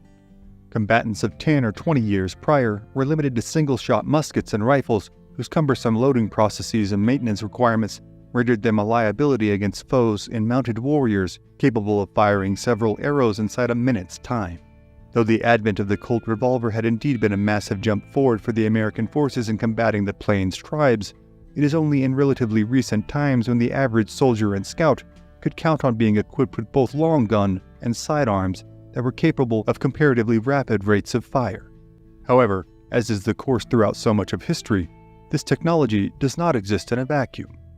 For nearly as long as their adversaries, the warriors of the tribes on the open plains have been acquiring revolvers and repeating rifles of their own. In this case, here on the Pecos River, this party of Comanche are armed with several Winchester lever-action rifles. Once they are able to discern that the force attacking them is not a sizable contingent of infantrymen, but a small force of 4 scouts, they begin to lay down a withering field of fire with their own weapons. In one of these exchanges, roughly 30 minutes into the fight, Sergeant Barnes' rifle stock is shattered by a Comanche bullet. In short order, the Comanche mount an offensive charge. This charge is the one now bearing down upon Pompey Factor and the other scouts. The nearly instantaneous decision is made to retreat to their horses, mount up, and ride for their lives now that the tide of battle has turned so decidedly. This is commonplace in combat on the Texas frontier, as either side saw little merit in last stands that few, if any of their countrymen would ever even hear about. Now, Factor, Barnes, Payne, and Bullis all reach their mounts staked over a hill only a few yards away, but out of sight. Factor, Barnes, and Payne quickly mount up and, in a matter of mere seconds, are riding north towards the relative safety of their larger conventional forces' brethren. Lieutenant Bullis's horse, however, refuses to allow Bullis into the saddle. Somewhere in the chaos of the fight thus far, Bullis has also incurred a gunshot wound to his right lower leg. Though it is a flesh wound, it renders him significantly less mobile than his men. The horse, driven into a frenzy by the chaos of the battle, now spins in tight circles and nips at the cavalry officer, who can only make repeated and increasingly desperate attempts to ensconce himself in the saddle and retreat. With every revolution of the wild-eyed horse, and every passing second, Factor, Barnes, and Payne get further away from their beloved officer and Lieutenant Bullis, and the attacking Comanche draw nearer. Within moments, the men agree that they cannot and will not leave Lieutenant Bullis to die at the hands of the Comanche. All 3 men wheel their horses around and charge headlong towards an attacking force that outnumbers them roughly 8-1. The men reach Lieutenant Bullis only moments before they are surrounded by dozens of charging Comanche warriors, whipping around them as though they are a swarm of wasps.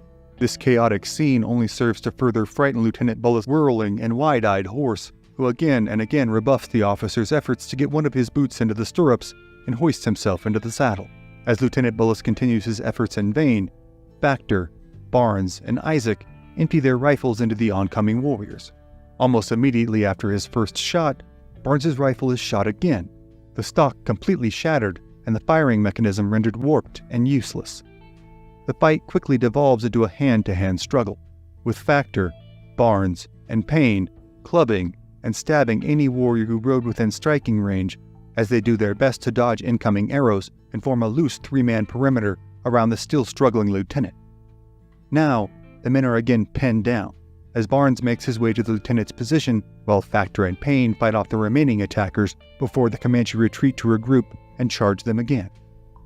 For the better part of 2 hours, the 4 men fight off charge after charge from the incensed and incessant Comanche warriors, who only become more and more intent on killing their adversaries as more of their comrades fall.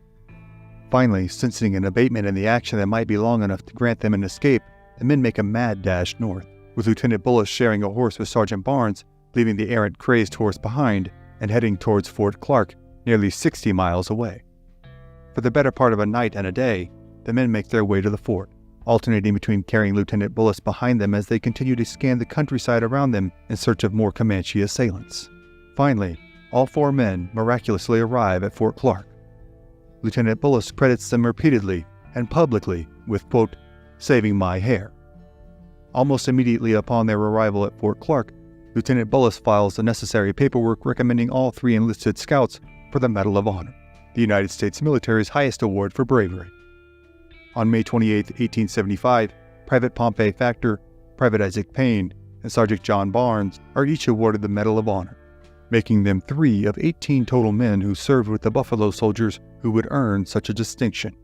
While there is no record as to the personal thoughts of the men upon being awarded their medals, the events of Pompey Factor's life that followed would go on to speak volumes in posterity. Scarcely 2 years after being awarded his country's highest award for bravery, Pompey Factor and several other former soldiers would decide that their service had still, unfortunately, not garnered them the livelihoods and respect that they had hoped for. In 1877, fellow Buffalo Soldier and Medal of Honor winner Adam Payne would be shot down by Sheriff Clarence Windu at a local party in Bracketville, Texas. Without warning, the sheriff had simply walked up behind Payne and shot him with a single blast from a shotgun that came from such a close range that Payne's clothes caught fire. After his close friend was laid in the Texas ground, Factor and a number of other disillusioned veterans made the move back to Mexico for the next few years. Factor would eventually, however, venture north again, and again volunteer his services in assisting the U.S. Army in 1880. Unfortunately, his military career would also be marred with institutional mistreatment, as when Factor applied for his pension as an elderly man in the 1920s, he was informed that the Army was unable to find his service record. Eventually, his Medal of Honor itself was accepted as sufficient record, and a small stipend was granted. However, Pompey Factor would spend the remainder of his life working as a farm laborer, living in a small shack in Brackettsville, Texas, and eventually passing away on March 28, 1928, at the age of 79. Though the record of his gallantry and commendations certainly placed Pompey Factor in rarefied air amongst military servicemen, his experience outside the Army and treatment at the hands of his own countrymen and government is, regrettably, hardly unique. However, while the stark and unfortunate realities which shaped their experiences are all too important not to forget, it is also just as important to recall the heroism and selflessness of men such as John Barnes, Isaac Payne, and Pompey Factor, who gave their all in fighting for their family, friends, and countrymen. So too, is it imperative to recall the unconquerable nature of the native warriors, still fighting for their way of life despite the increasingly obvious inevitability of their fate. However, the countless tales from all sides of great service, sacrifice, violence, and vengeance are, for tonight, other stories for other times. May 27th, 1831. Present-day southern Kansas. A group of New Mexico-based merchants are gathered in a tight cluster, making their way southwest down the Cimarron River. They are nervous, with an unspoken tension pervading the air that surrounds their small party. They have stopped to take a respite from the late spring heat, having just completed the trading they had come so far to engage in. But here, in the open expanses of the prairie, business was not always just business. Things here on the southern plains could, and often did, devolve quickly into overt, horrific violence. It was not wholly uncommon for an enterprising, overly optimistic merchant to venture out into these lands with hopes of brokering highly profitable trades and solidifying lucrative relationships with the rulers of this harsh, unremitting territory, the Comanche. Many of these hopeful capitalists were simply never seen again. Some returned wealthy men, some returned traumatized survivors of Comanche wrath. These merchants, though, had managed to broker mutually beneficial relationships with the Comanche that had lasted for decades by this point in the early 19th century. They had occupied the territories of what is now the state of New Mexico and was then known as New Spain for generations, nearly as long as the Comanche. In the preceding century and a half, the Comanche had unleashed a torrent of violence across what are now the states of Kansas, Colorado, Oklahoma, Texas, and New Mexico. Their motivations were in part retribution, payback for their cruel treatment at the hands of neighboring tribes like the Cheyenne and Blackfoot, and in part ambition. They, like the Spanish to the south, were intent on capturing as much of the wide-open expanses of the American frontier as possible. But for all their reputation as war fighters and empire builders, they were also incredibly adept traders. Of course, the threat of mortal violence is a powerful bargaining chip, but the Comanche prided themselves on being knowledgeable and formidable negotiators and bartering for the goods they desired. These New Mexico merchants had largely avoided the violence of Comanche expansion by providing them with a reliable, sustainable source of trade for the goods they valued but could not produce themselves. The Comanche possessed the largest collective swath of North American territory of any tribe on the continent. They were rich in land, buffalo meat, buffalo hides, and horses. But they had no tradition in pottery nor weaving, nor any access to metals such as copper and iron that they highly prized. The iron was highly prized for use as arrow and spearheads, while the copper was often beaten into discs and worn as jewelry on necklaces, bracelets, or woven into the long braids of thick hair the Comanche prided themselves on. Many of the paints that they could procure from traders were of more vibrant hues and resilient finishes than the ones they made themselves from natural dyes and animal fats. Cotton shirts, hats, jewelry, and of course, firearms were all prized to differing degrees by the Comanche, and, more often than not, the Comanche bartered with men like this small group of weary, weather-beaten traders who were often comprised of small bands of family members or close friends. They were the descendants of Spanish settlers who had often intermarried into the surrounding tribes. Their way of life in the desolate expanses of New Mexico and West Texas was a perpetually difficult, dangerous affair. But after peace with the Comanche had been brokered by Governor Juan Bautista de Anza in 1778, trade between the Spanish descendant settlers of New Spain and the Comanche began in earnest. Before long, a regular system of trade was established where intrepid bands of traders ventured out into the no-man's land that was Comancheria. Most were men from hard backgrounds who found little comparable opportunity anywhere else. Many died hard, horrendous deaths at the hands of the Comanche or other tribes like the Apache or the Kiowa.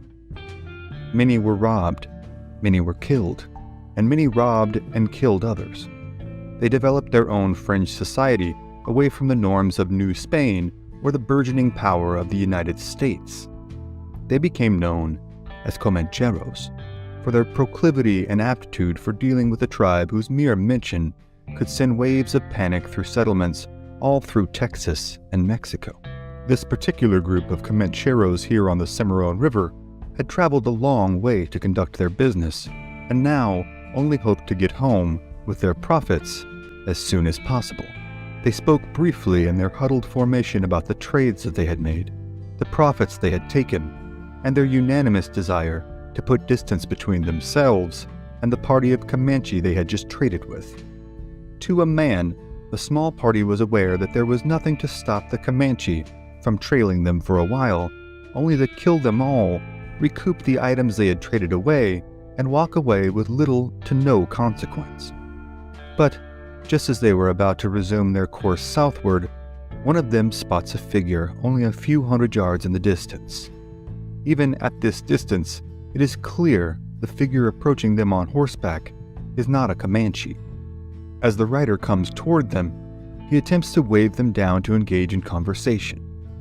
As he draws nearer, it becomes apparent that he is an American. In fact, though the Comancheros would have no way of knowing it, this was one of the most well-known and well-traveled Americans alive at the time. While the Comancheros knew the vast expanses of their homeland like the backs of their hands, they did not know, nor in many instances could they scarcely imagine, the scope or extremity of this American man's travels in the previous decade. Barring but a few possible exceptions, this lone rider had seen more of the North American continent than anyone alive at the time. He had come from upstate New York, worked on freighter ships that sailed the expanses of the Great Lakes, and made his way to the burgeoning city of St. Louis. From there, he had traveled from the Dakotas to the Rocky Mountains, the Mojave Desert, the Missions of Southern California, the San Joaquin Valley, the Sierra Nevadas, San Diego, Los Angeles, San Francisco, and then all the way north through present-day Oregon and Washington into Canada. He had survived the deadliest attacks on record, from the Arikara in South Dakota to the Mojave in California to the Umpqua in Oregon. He had worked with and under some of the most legendary names in mountain man history, men like William Ashley, Hugh Glass, Jim Bridger, William Wolfskill, Milton Sublette, William Sublette, Joseph Meek, and Bill Williams, to name but a few.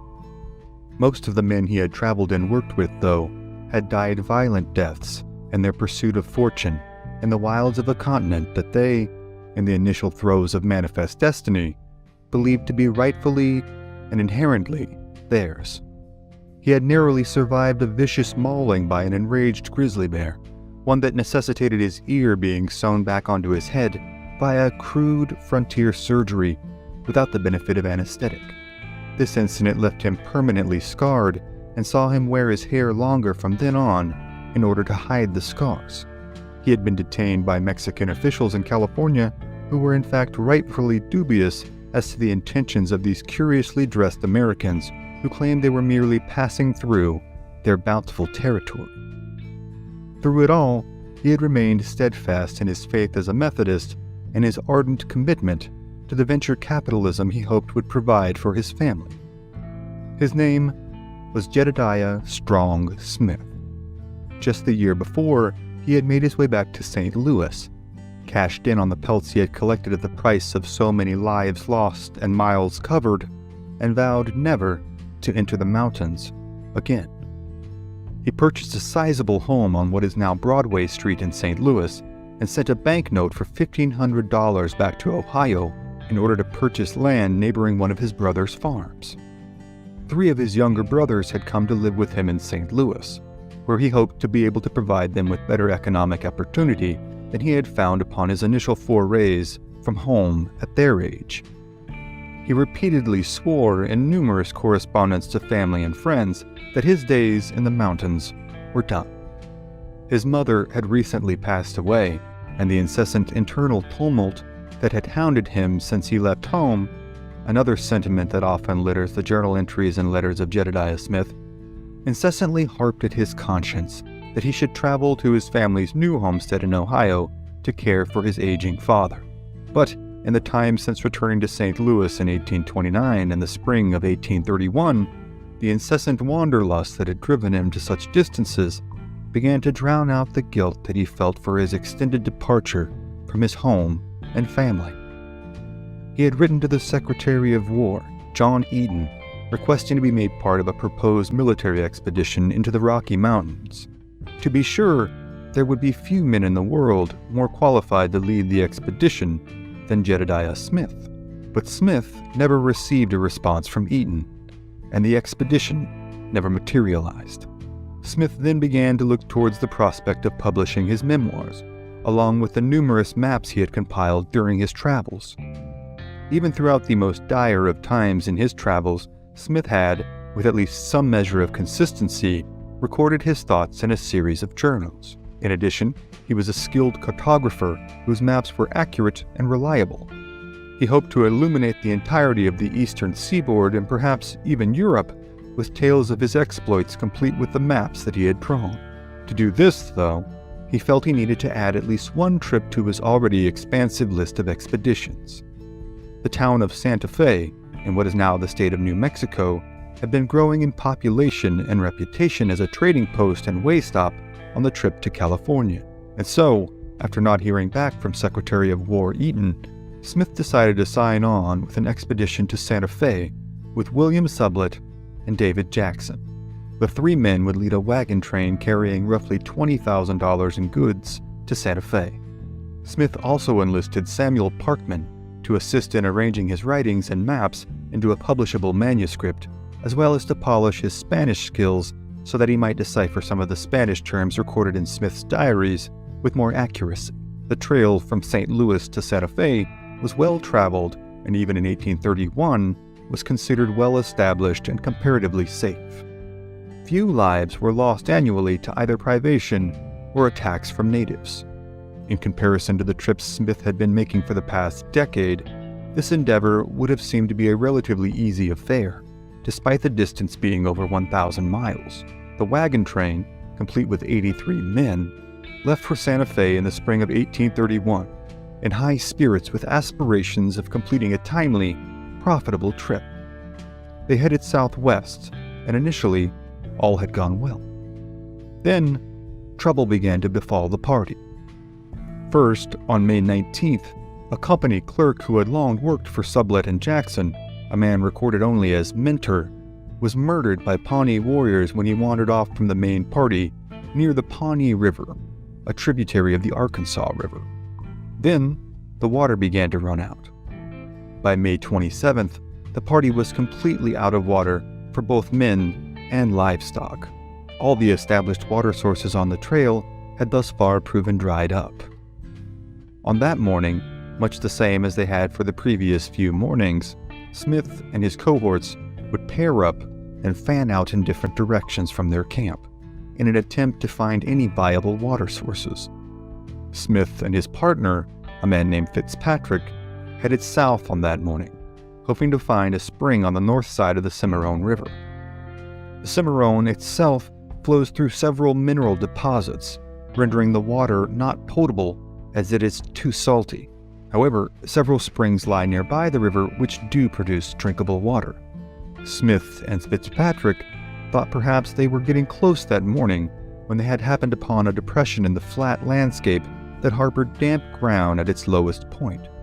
Smith directed Fitzpatrick to stay there and attempt to dig for water in the depression, while he rode ahead to see if there were any springs nearby. While Fitzpatrick began digging, Smith headed off further south. Within a few miles, he was out of sight of Fitzpatrick. Within a few more, he came into sight of this band of Comancheros. The Comancheros are alarmed. The legendary mountain man lopes his horse towards them, speaking to them in broken Spanish, asking where water might be found. To the Comancheros, he presents a clear and present danger not only to himself, but to them as well. The Comancheros offer him no water, and only point him towards a spring a few miles away. The Comancheros offer him no water, and only point him towards a spring a few miles away. They also inform him in concise, broken English that the Comanche were nearby and that he would not be able to avoid them no matter his next move.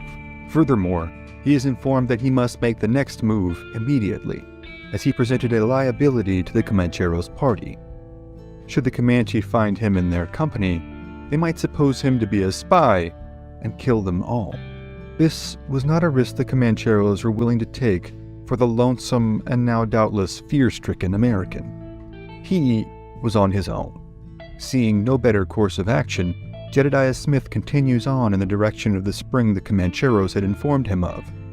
He departs from the Comancheros, resolutely making his way forward and mustering all the courage and wherewithal he might bring to bear. He and his party would surely die without the water, and while he knew there was a very real possibility that the Comanche would usher him into an even more immediate end, Smith saw little other course of action.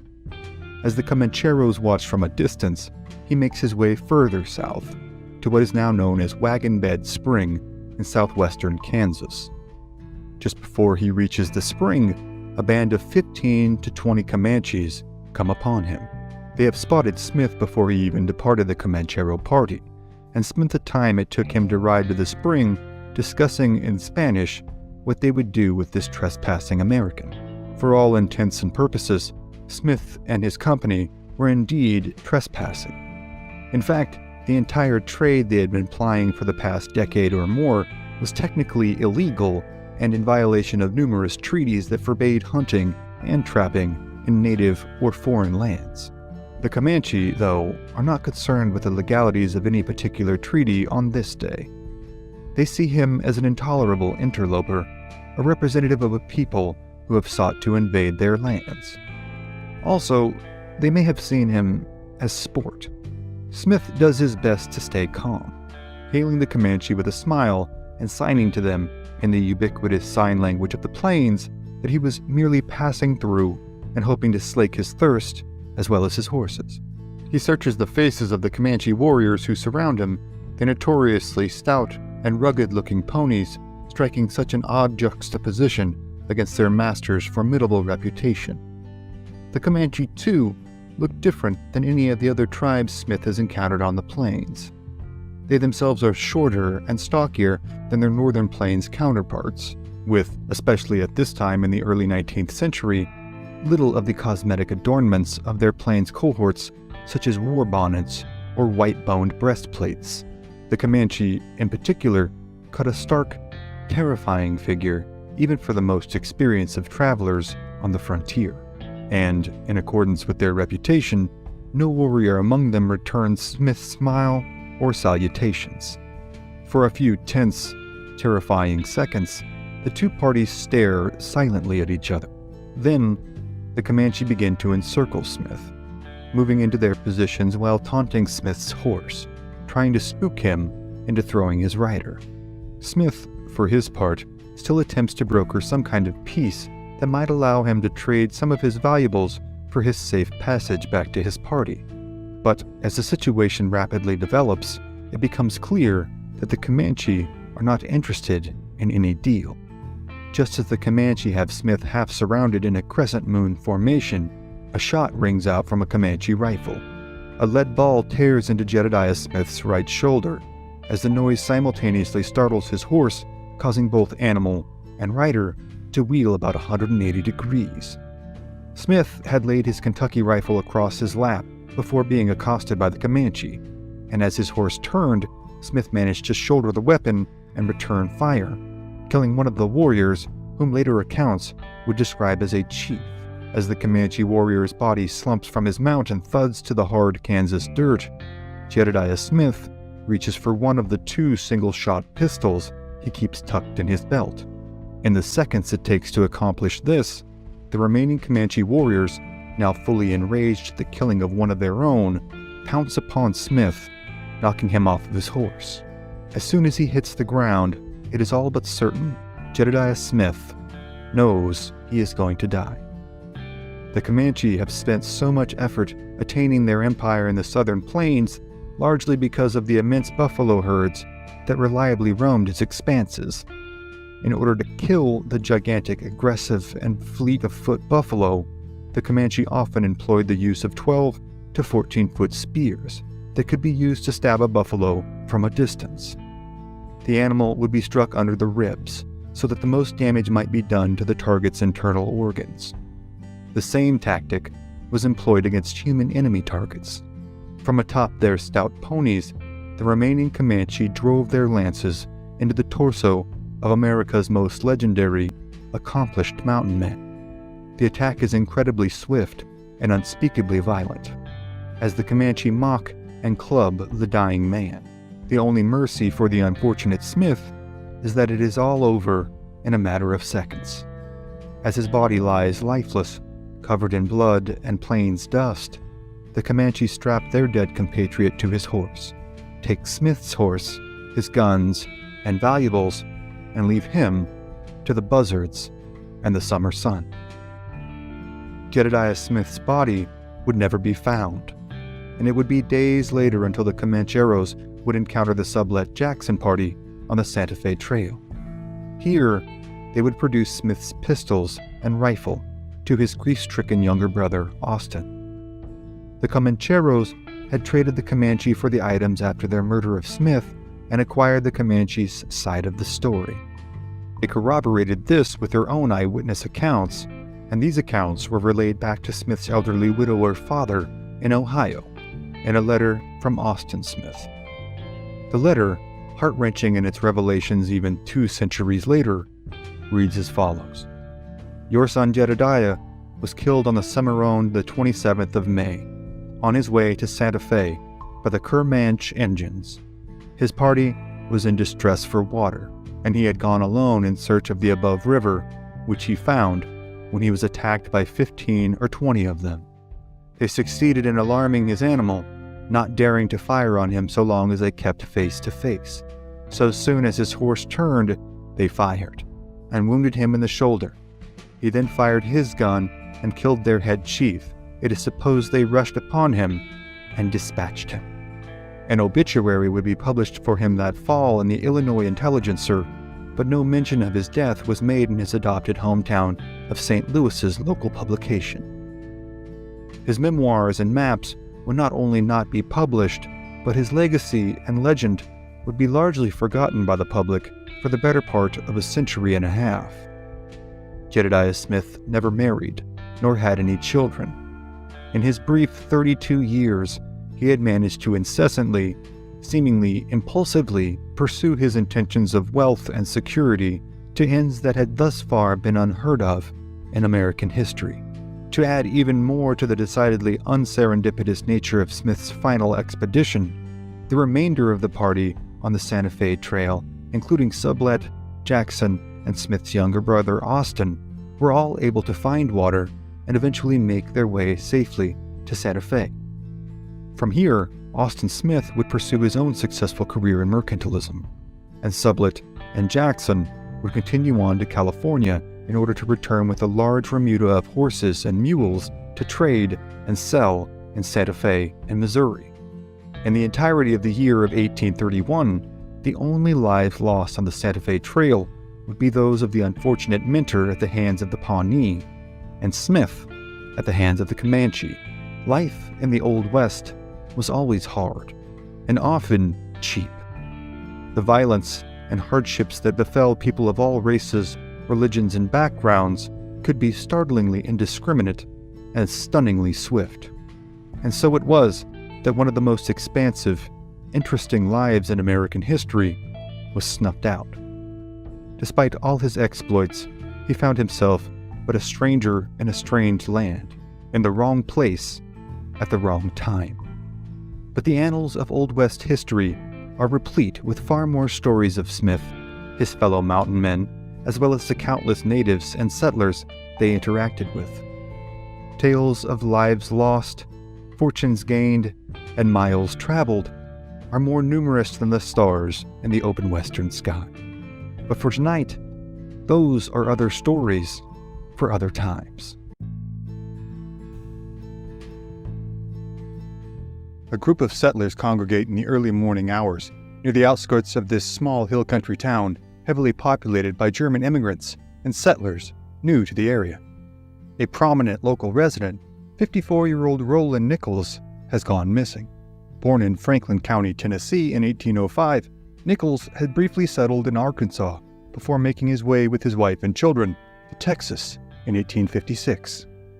He has not been seen by friends or neighbors since the previous morning, when he ventured out on what was meant to be a short-tenured and otherwise routine turkey hunt. In these oak-strewn rolling hills, intermittently cut from west to east by a series of cool water rivers, the land is bountiful and ripe for hunting, fishing, and farming. For many of the settlers, these lands lying west of San Antonio and Austin are nearly unbelievable in their idyllic potential and providential bounty. But, as is so often the case in the Old West, the idea of a scenic homestead ensconced in a beautiful meadow is one that is indeed too good to be true. Though the American settlers are new to the area, it has long been a source of contention between its native inhabitants.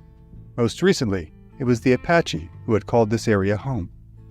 But in the preceding centuries, this area of Texas had been ground zero for one of the most horrific wars ever fought on American soil, in which the Comanche had sought to all but outright exterminate the Apache. The few Spanish missions that were able to solidify any sort of presence north of San Antonio had been besieged by Apache survivors of Comanche raiding to provide them with protection from tormentors. For decades, Apache men, women, and children were subject to brutal, unbiased violence at the hands of Comanche raiders, eager to both take over this valuable territory and to drive their enemies from it. The Spanish, too, were largely unable and unwilling to weather the ferocity of the incessant Comanche raiding. After a series of relatively short-lived attempts at expansion northward, they eventually retreated southwards themselves rather than continue to endure the violence.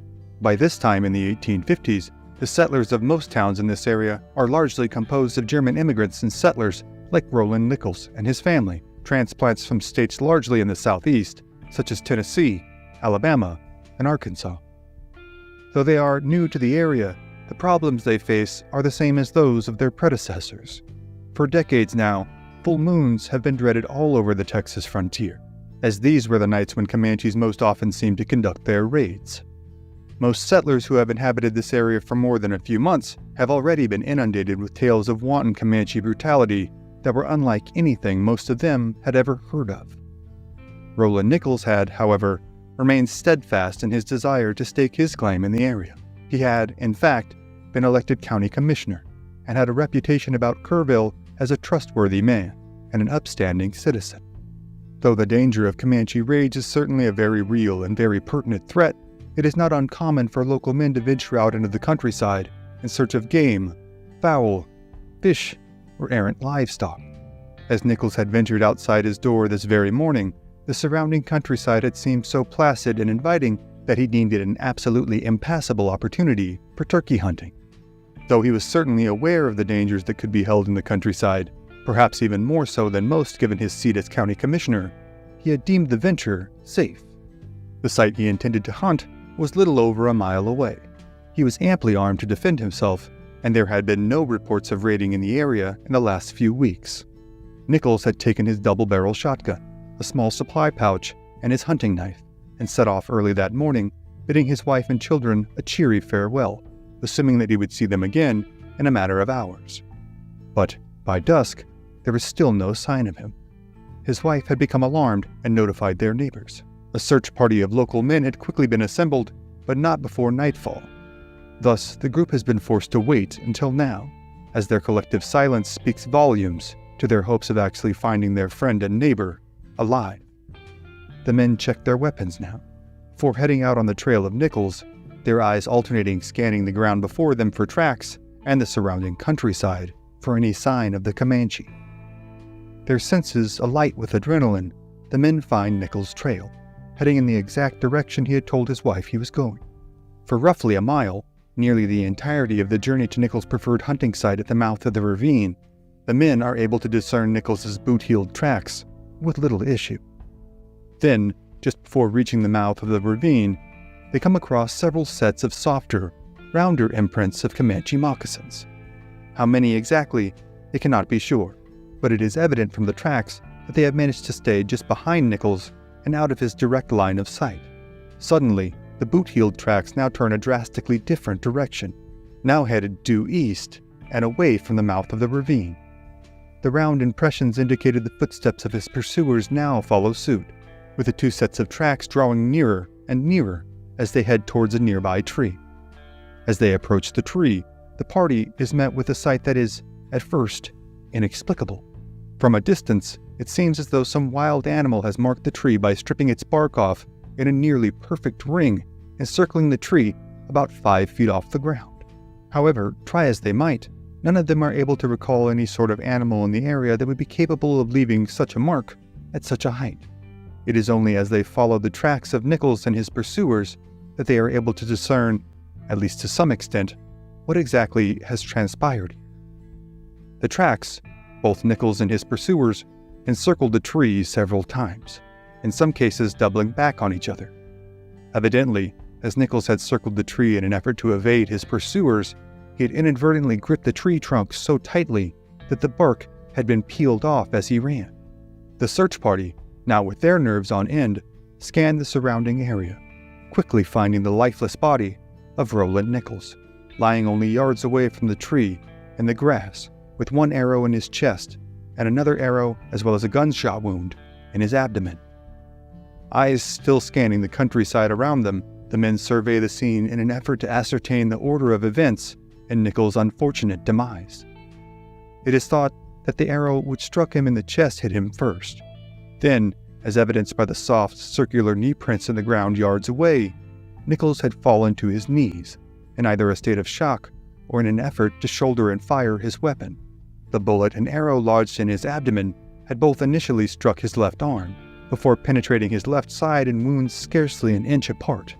In a final effort to evade his pursuers, Nichols had again risen from his knees and ran as far as he could before succumbing to his wounds. Nearby, half buried in the dirt, is Nichols' shotgun, still fully loaded. Nichols' body is taken by his friends and cohorts back to the town of Kerrville, where he is laid to rest beneath an oak tree on his property. Today, it is known as Nichols Cemetery, still located just outside of Kerrville, Texas. However, while the incidence of another life lost in the struggle for the much vied-for territory of Texas is certainly a tragedy, the death of Roland Nichols soon raises several questions. It is unrecorded whether the body was found scalped or unmutilated apart from injuries, but a lack of any such degradation would not be in keeping with typical Comanche practices. Also to be considered was the loaded weapon left buried in the dirt. Again, typically, Comanche warriors would be loath to leave behind such an item of value and prestige.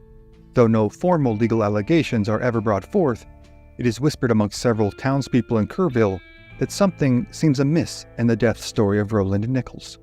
Theories began to circulate that perhaps a group of locals had an issue with Nichols as commissioner, or wished to kill him in an effort to necessitate his widow portioning out his roughly 1,700-acre tract. Even the realistic possibility of this being the case is demonstrative of the multidimensional nature of the dangers of life on the Texas frontier. In a land devoid of governance and law enforcement, the threats to one's life were not simply relegated to individuals of different races, cultures, or backgrounds. Just as the ruthless nature of frontier expansion dictated the countless atrocities brought upon the Apache by the southward sweeping Comanche, there are countless instances in Texas history in which landowners were threatened, harassed, and even outright murdered by any number of outlaw bandits who terrorized Texas settlements for decades.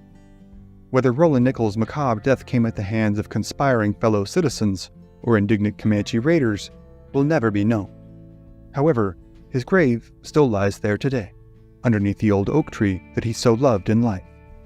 But the tales of brutal killings on the Texas frontier, not to mention the countless conflicts between the encroaching settlers and the indigenous peoples, are too numerous to cover here in one episode.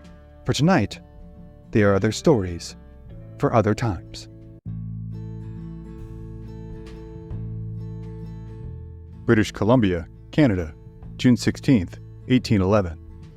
Aboard the American fur ship known as the Tonquin, fur trader James Lewis lies below deck, mortally wounded. His breathing is labored, and he strains to listen to the native warriors that are just now pulling their long dugout canoes up next to the hulking vessel. He does not know their language, and thus he does not know what they are saying. But he knows why they are here, and James Lewis knows what is about to happen. The chilly waters that surround the vessel situated in Clayoquot Sound were seemingly empty just minutes ago.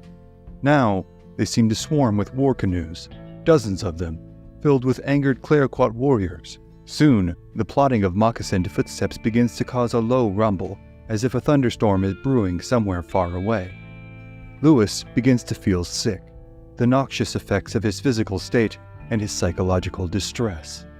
But his resolve remains steady. His gaze drops momentarily, and he stares blankly into the room full of gunpowder kegs outside of which he lies, propped up against one of the sturdy wooden walls of the ship. He again studies the line of dark powder stretching from his position into the room. He is tired. The night before had been the longest of his still young life, in which his thoughts had drifted from his current situation to his family and friends at home, whom he knows he will never see again. He had also had much time to ponder the events of the previous few days, and just how he had come to be here, alone, below decks of this expensive and well-traveled ship. Lewis had been part of a crew of American, French, Canadian, and native fur traders under the employ of the legendary business and real estate mogul, John Jacob Astor. They had traveled to this distant locale in the hopes of trading with the natives for the valuable beaver pelts that were, at this time in the 19th century, a highly profitable commodity. For the next few days, they had anchored offshore of these idyllic lands and bartered a number of profitable trades with the locals. Though the men on board the Tonquin and the local Cloyoquiot had respective origins thousands of miles away from each other, they were well aware of each other's existence. Though America as a nation extends only to the Mississippi River at this point in the early 19th century, the American fur trade is a globalized industry. The fashionable beaver felt stovepipe hat at this time is all the rage in Europe, as well as the more cosmopolitan urban centers in America. Cafes, parlors, and street corners are all replete with young men sporting their most stylish new headgear. In what might be considered both the height of irony and a wonder of a worldwide supply chain, it is the fashionable fancies of the European upper classes that drive the day-to-day lives and livelihoods of people more than half a world away. Throughout the entirety of North America, fur trappers roam the rivers and streams, hoping to ensnare the valuable animals in their steel traps and send their bounties out to market by way of St. Louis or Santa Fe. And on the open seas, American vessels routinely made the treacherous journey around Cape Horn and up the west coast of North America to the Pacific Northwest, where they traded for furs with local natives.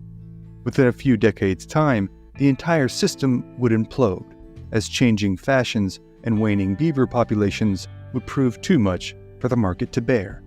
However, in 1811, there is scarcely a more profitable trade on the whole of the continent, and men are driven to great lengths in their quests to build their fortunes.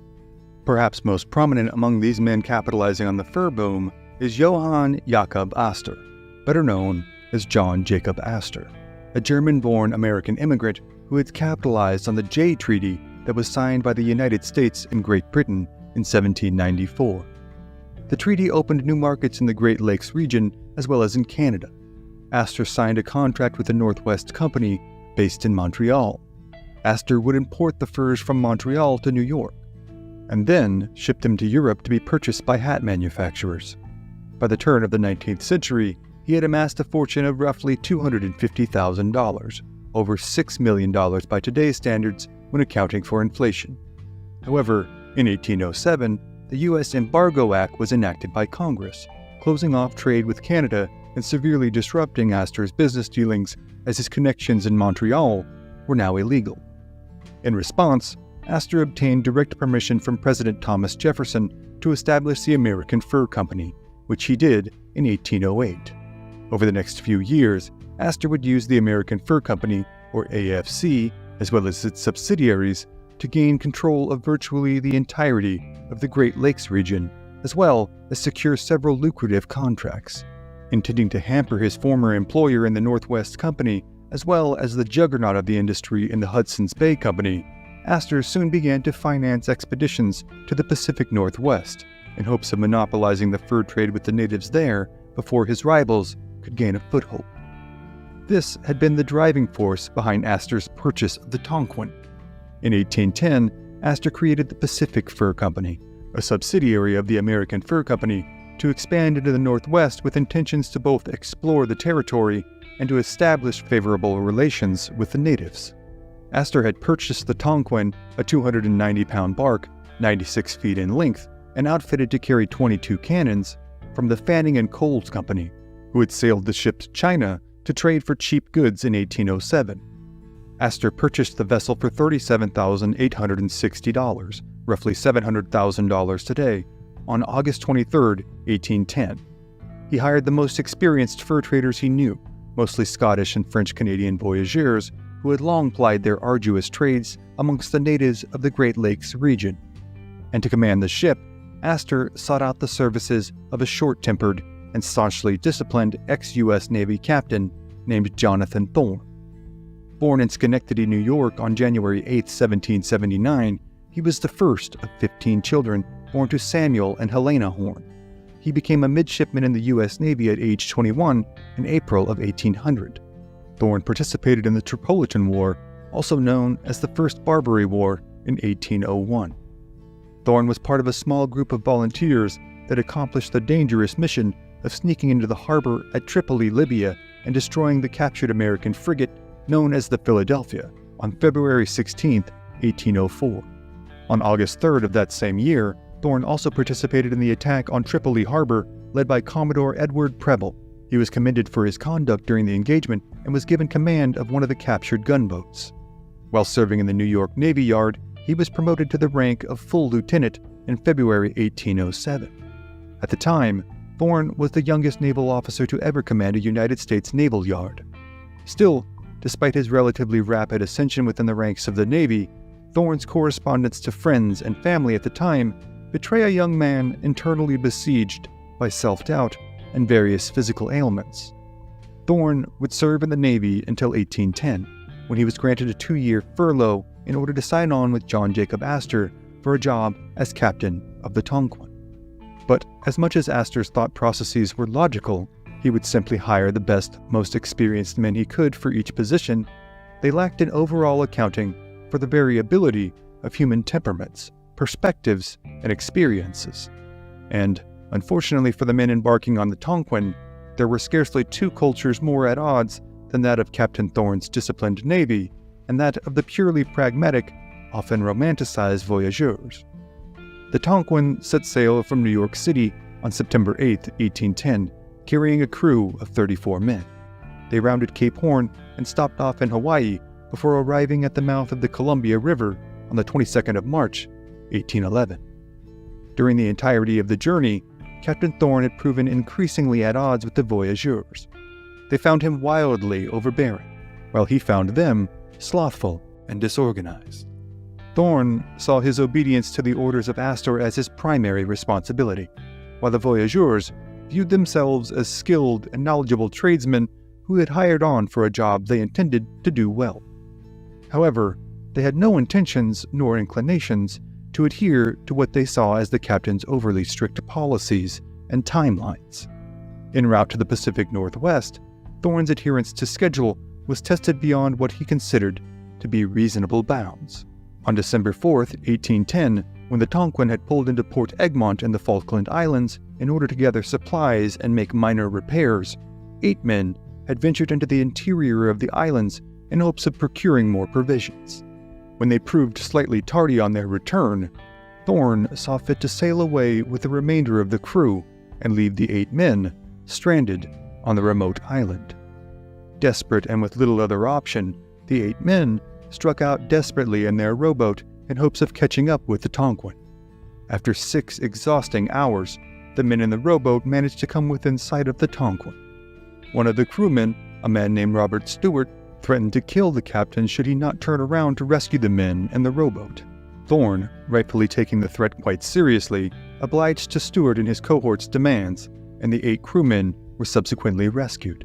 While Thorn had seen the action as a necessary imposition of discipline, the trappers and crewmen, who were not military men, saw it as a dishonorable and wholly condemnable action. Thorn, for his part, had become increasingly frustrated with the laissez-faire attitude of the fur traders. He found the jovial atmosphere they created as inappropriate, dismissive, and even dangerous. By the time the Tonquin sailed into the waters of Hawaii's Kaleakua Bay on the 12th of February 1811, the crew and the captain were seemingly irreparably at odds. Though he was a stalwart disciplinarian, Thorn did see the necessity in maintaining at least some semblance of cordiality between himself and the crew. So, while in Hawaii, Thorn finally made a temporary peace between himself and the senior partner fur traders.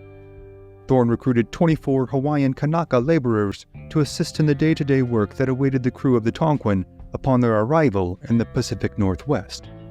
The Tonquin left Hawaii behind on March 1, 1811. 3 weeks later, on March 22, 1811, the ship came into sight of its most formidable challenge yet, the Columbia River. Among the tasks that Thorn had been charged with by Astor was the building of a permanent trading post near the critical geographical point where the Columbia River pours into the Pacific Ocean. Even today, the swirling, raging waters of the area provide a daunting task for sailors in modern-day vessels to navigate. But Thorn was unmoved by the fearful sight of the violent, churning waters. His concern was only the task at hand. Thus, on a particularly stormy day, he ordered 5 men to cast out in a rowboat and make their way into the middle of the waters to sound the bottom, or determine the depth of the water so that the larger ship could find a spot on the formidable sandbar deep enough for it to get through.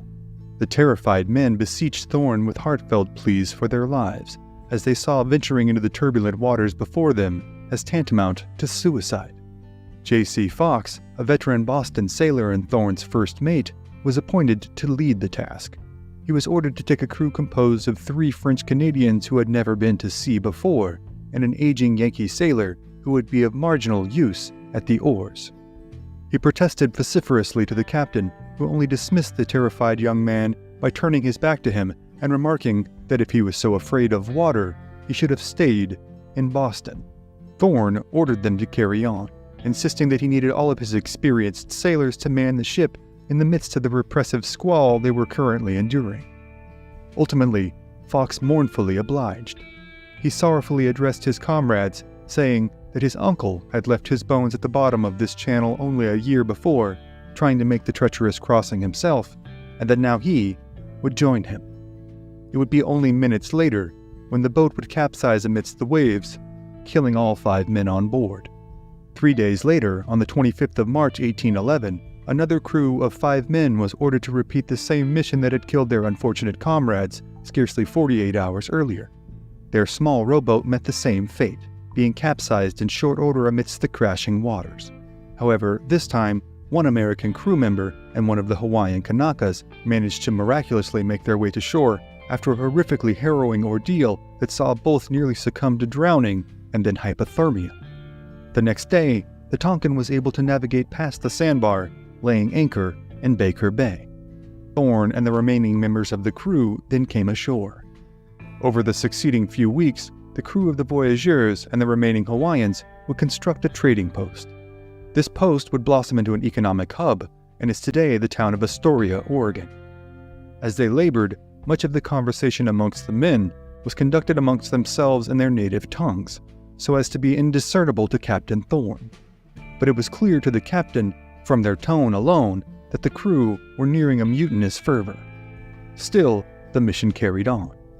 As the months passed, trade was carried out with curious locals, such as the Clatsop people, a Chinookan tribe that had been encountered by the Lewis and Clark expedition in 1805. Thorn pressed the Clatsop for information on any of their neighbors to the north who might be open to trading as well. He was referred to the Cleoquiot tribe, who resided around the Cleoquiot Bay, some 430 miles to the north. The Cleoquiot, meaning the people from Cleoqua or Cleoqui, had recently engaged in peaceable trading with a number of European merchants. They were a hunter-gathering people, descendants of the Nunchanuls. Scant years before, in the late 1700s, they had engaged in prolonged and vicious intertribal warfare in efforts to rid their territories of foreign invaders from rival nations. Thorn was encouraged by the potential profit source and dismissive of any military threat that might be posed against his superiorly armed men aboard their state-of-the-art ship. And so, on June 5, 1811, the Tonquin again crossed the sandbar, leaving the waters of the bay and heading north, again, towards current-day Vancouver, British Columbia. As they traveled north, they stopped intermittently to come ashore and trade with other tribes along the way. During one of these stops, they hired a local native named Hosea Kiao to serve as their interpreter as they continued on northward. Thorn was again cautioned against venturing into the Cleoquiot's territory, as they had recently had some tense dealings with other European traders. Thorn, again, dismissed any threat posed by the natives paddling cedar canoes and wielding homemade war clubs against his mighty and well-armed vessel. During the second week of June, the Tonquin finally made its way into the waters of Cleoquiot Sound. Alexander Mackay, the most experienced Scottish fur trader on board the ship, and Hosea Kiao went ashore to establish relations with the Cleoquiot. They were received peaceably, even being welcome to stay the night in the chief's longhouse. The next day, as Mackay and Hosea Kiao established trade on shore, a number of Cleoquiot canoes went out to the Tonquin in hopes of bartering for more goods than Mackay and Hosea Kiao had brought with them. Before leaving to come ashore, Mackay had cautioned Captain Thorn of this eventuality, and warned him not to let too many Cleoquiot on board at once. Thorn, wholly inexperienced in trading with natives save for his most recent dealings in the past few weeks, brushed Mackay's concerns aside, again reassuring him that the Tonquin's might rendered it practically invincible to native attack. As curious Cleoquiot clambered on board, Thorn ordered several blankets spread out on deck and trade goods laid upon them. Believing himself a shrewd bargainer, Thorn attempted engaging a Cleoquiot elder, a chief known as Nukami, in trade. He offered 2 blankets, an assortment of beads, and a number of metal fishhooks in exchange for 1 otter pelt, an offer he felt to be more than charitable. Nukami, however, was an experienced and shrewd dealmaker, a veteran of countless dealings with Europeans and other natives throughout his long life. He rejected Thorn's offer outright, scornfully condemning it as egregiously low. Nukami insisted on 5 blankets. Thorn saw this as outright extortion. He angrily turned his back to the chief, stalking off towards his quarters. The chief, indignant himself, followed the captain, taunting him for being such a weak bargainer and waving the otter pelts in the air. Incensed, the captain grabbed one of the furs and, according to varying accounts, either struck the chief with it or rubbed it in his face, shouting, "Damn your eyes!" He subsequently threw Nukami and all of his cohorts off of the Tonquin, and sent word for Mackay and Hosiakial to return. Mackay was horrified at the captain's pomposity, and the experienced traders in the crew now all believed themselves to be in great danger. They insisted that now was the time for the Tonquin to pull up anchors and to take its leave, but Captain Thorn would hear none of it. Just after sunrise on the following morning, a singular canoe appeared on the water, pulling up next to the Tonquin. Captain Thorn, as well as much of the rest of the crew, was still asleep. The Cleoquiot inside the canoe held up furs and made overtures of peace towards the crewmen on watch, who were convinced to let the small ship come aboard. Captain Thorn, as well as Mackay and Hosiakial, were summoned to the deck, and trading was commenced. But soon, more canoes began to flock to the Tonquin. At first, just a few, but then more, and then more. Again, Mackay and Hosiakial beseeched Captain Thorn to only allow a small group of Cleoquiot on board at a time. Again, Thorn dismissed their concerns wholeheartedly. Hosiakial then noticed that many of the Cleoquiot warriors wore fur mantles draped over their necks and shoulders, a curious wardrobe choice considering the warm June weather. Yet again, the captain roundly condemned the idea of being caught off guard by a surprise attack. Finally, the number of Cleoquiot on board the Tonquin became unmanageable, and yet still, the canoes continued to pull up next to the Tonquin. Finally, Thorn was forced to order the decks cleared and the topsails unfurled, and the anchor weighed. The mood on board the ship, and that of Thorn in particular, was rapidly devolving from one of joviality to one of panicked suspicion. As the preparations were being made to move, and the Cleoquiot were being ushered off the Tonquin and back into their canoes, James Lewis, acting as the ship's clerk, had been hunched down next to a bale of blankets, taking stock of inventory. Suddenly, a startling, bone-chilling war cry rang out, piercing the muggy summer air. The Cleoquiot chief standing next to Lewis brandished a large hunting knife, burying it deep into the unfortunate American's back. Lewis fell forward into the ship's companionway, alive but grievously wounded, and a massacre ensued on board the Tonquin. Mackay, standing nearby, was the only crewman who had broken the typical policy which barred anyone from carrying arms above deck without explicit permission, and snuck a pistol into his waistband.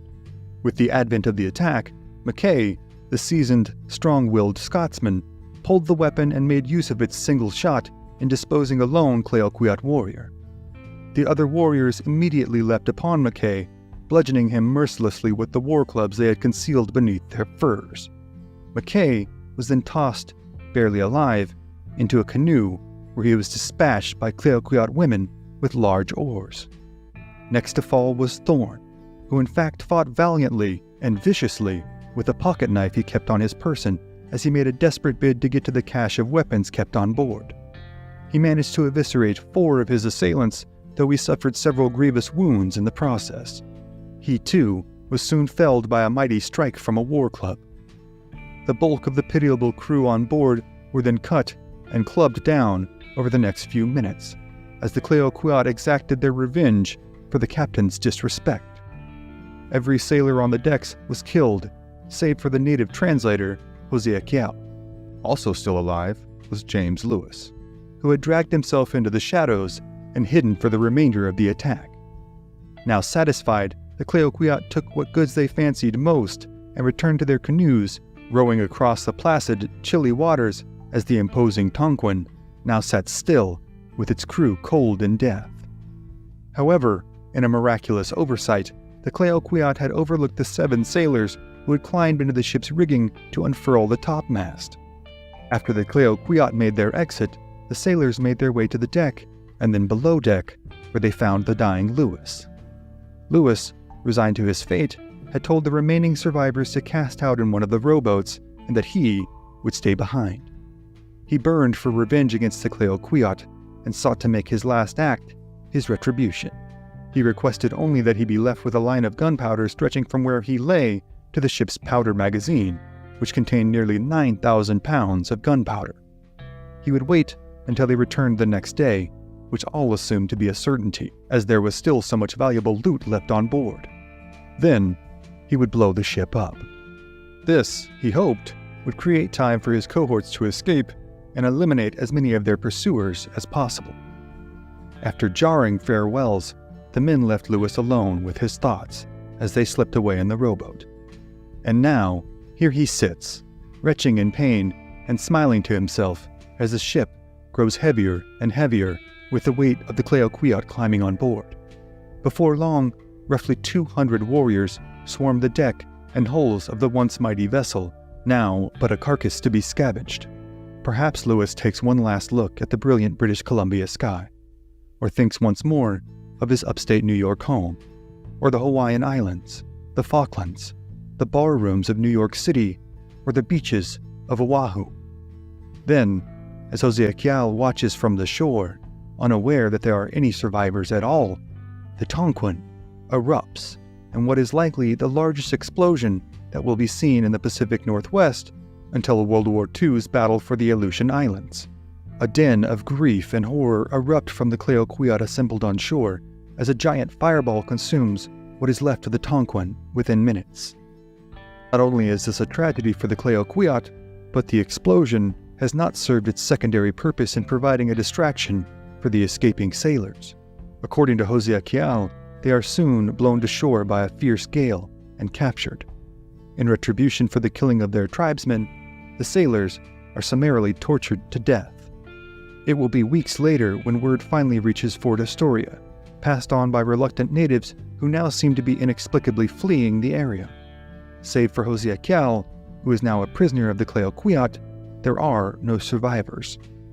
The entire crew of the Tonquin, as well as the ship itself, have been lost. Word will make its way to Astor, who will find himself much aggrieved, but more determined than ever to establish a trading foothold in the territory. But the many tales of Astor's ambitions, as well as those of the plight of the peoples of the Pacific Northwest who will suffer untold hardships in the years to follow, are, for tonight, other stories for other times. South Texas, 1840. On the bank of Chicolete Creek, northeast of the town of Victoria, a large, bearded man sits alone next to a small campfire. Though the oppressive Texas sun has sunk into the horizon several hours ago, he cannot sleep. As he stares into the campfire, he wonders what is worse, to stay awake recalling the memories, or to fall asleep and relive them in his nightmares. His knuckles whiten as he grips the handle on his knife and stares intensely into the flames. On this night, like so many others, his thoughts are not here in his Spartan one-man camp that he shares only with his trusted horse, Pepperpot. They are now firmly ensconced in the memory from a few years earlier on a farmstead 60 miles away, on the banks of the Guadalupe River. The man's name is Jeff Turner, and he had come to Texas from Kentucky in the 1830s. He had been born and raised in the Bluegrass State and had always planned on making his way as a farmer near the place of his birth. He had married a young woman from his hometown near the Beach Fork, and within a few years, the young couple had a small but thriving farm and 3 young sons. Life was good. Then, one day, a stranger stopped by the Turner's family farm asking if he might trouble them for a hot meal and a night's boarding. This was not wholly uncommon in the area at the time, and he was welcomed inside for a dinner and a night's rest. As the family ate, Jeff Turner and the traveler conversed about the man's ultimate destination. The man said he was on his way south, as many in Kentucky were at the time. He was headed to a land of open, free country, with rich lands for farming and cattle, hills and valleys replete with wild game, rivers teeming with fish, all open for the taking for any settler with enough gumption and drive to do so. He was heading, the traveler said, to Texas. The next morning, the traveler had gone on his way, and the Turner family returned to their daily chores and social interactions. However, Jeff Turner could not shake the thought of Texas from his mind. Though his family had lived comfortably, they lived meagerly. And while this had sufficed for his small brood until now, there was little to no hope of amassing enough wealth to pass on to his children, nor to ensure his wife's perpetual comfort upon his passing. For months, Jeff Turner was dogged by the notion that he could and should have been doing more to provide a future for his wife and young children. Finally, he made up his mind that the Turners would sell their farm and move to Texas. It would take months more of convincing his reluctant wife that this was the right decision, as the prospect of leaving their moderate but reliable lifestyle seemed, at first, far too daunting for the young mother. After all, Texas was known for more than just its tales of prosperity and progress.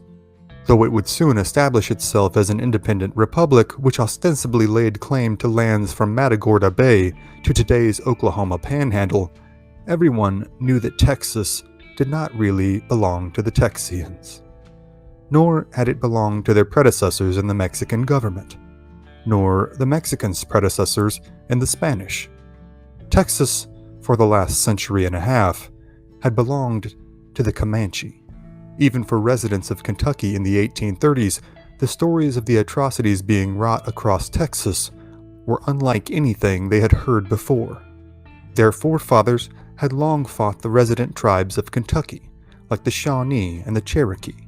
They had subjected and been subject to all manner of violent encounters that had seen men, women, and children on both sides needlessly slaughtered for decades, if not centuries. And still, for many, the accounts of the few who had survived a raid by the Comanches were jaw-dropping. Countless Spanish missionaries and Mexican settlers, as well as nearly every tribe who offered even the most tacit resistance or imposition, like the Tonkawa, Waco, Delaware, Kickapoo, and the Apache, had fallen victim to the merciless depredations of the Comanche. Time and again, entire families, even entire villages, had been simply wiped out.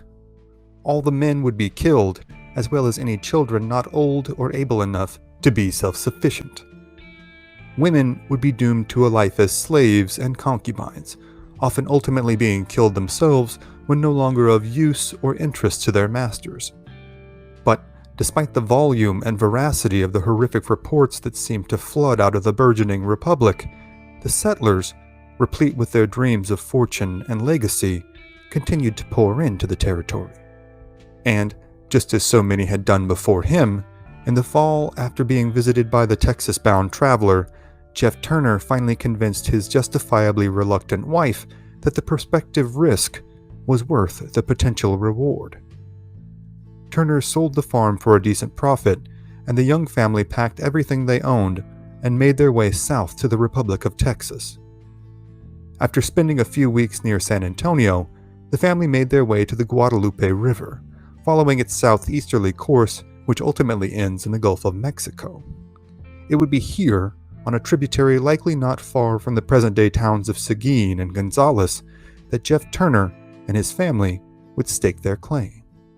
Turner, with the help of his two eldest sons, built a small cabin and in the early spring had begun to clear the brush and bramble around the family's home in order to plant crops.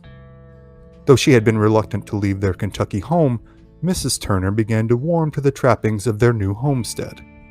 The stories had indeed been true. The land was rich for farming. Her husband had no trouble in keeping the family well fed on wild game, and the creek that ran nearby was both bountiful and beautiful. It seemed that, after many months, the arduous trip and countless dangers and hardships had been, in fact, worth it. The Turner family had found their home in Texas, and they were happy.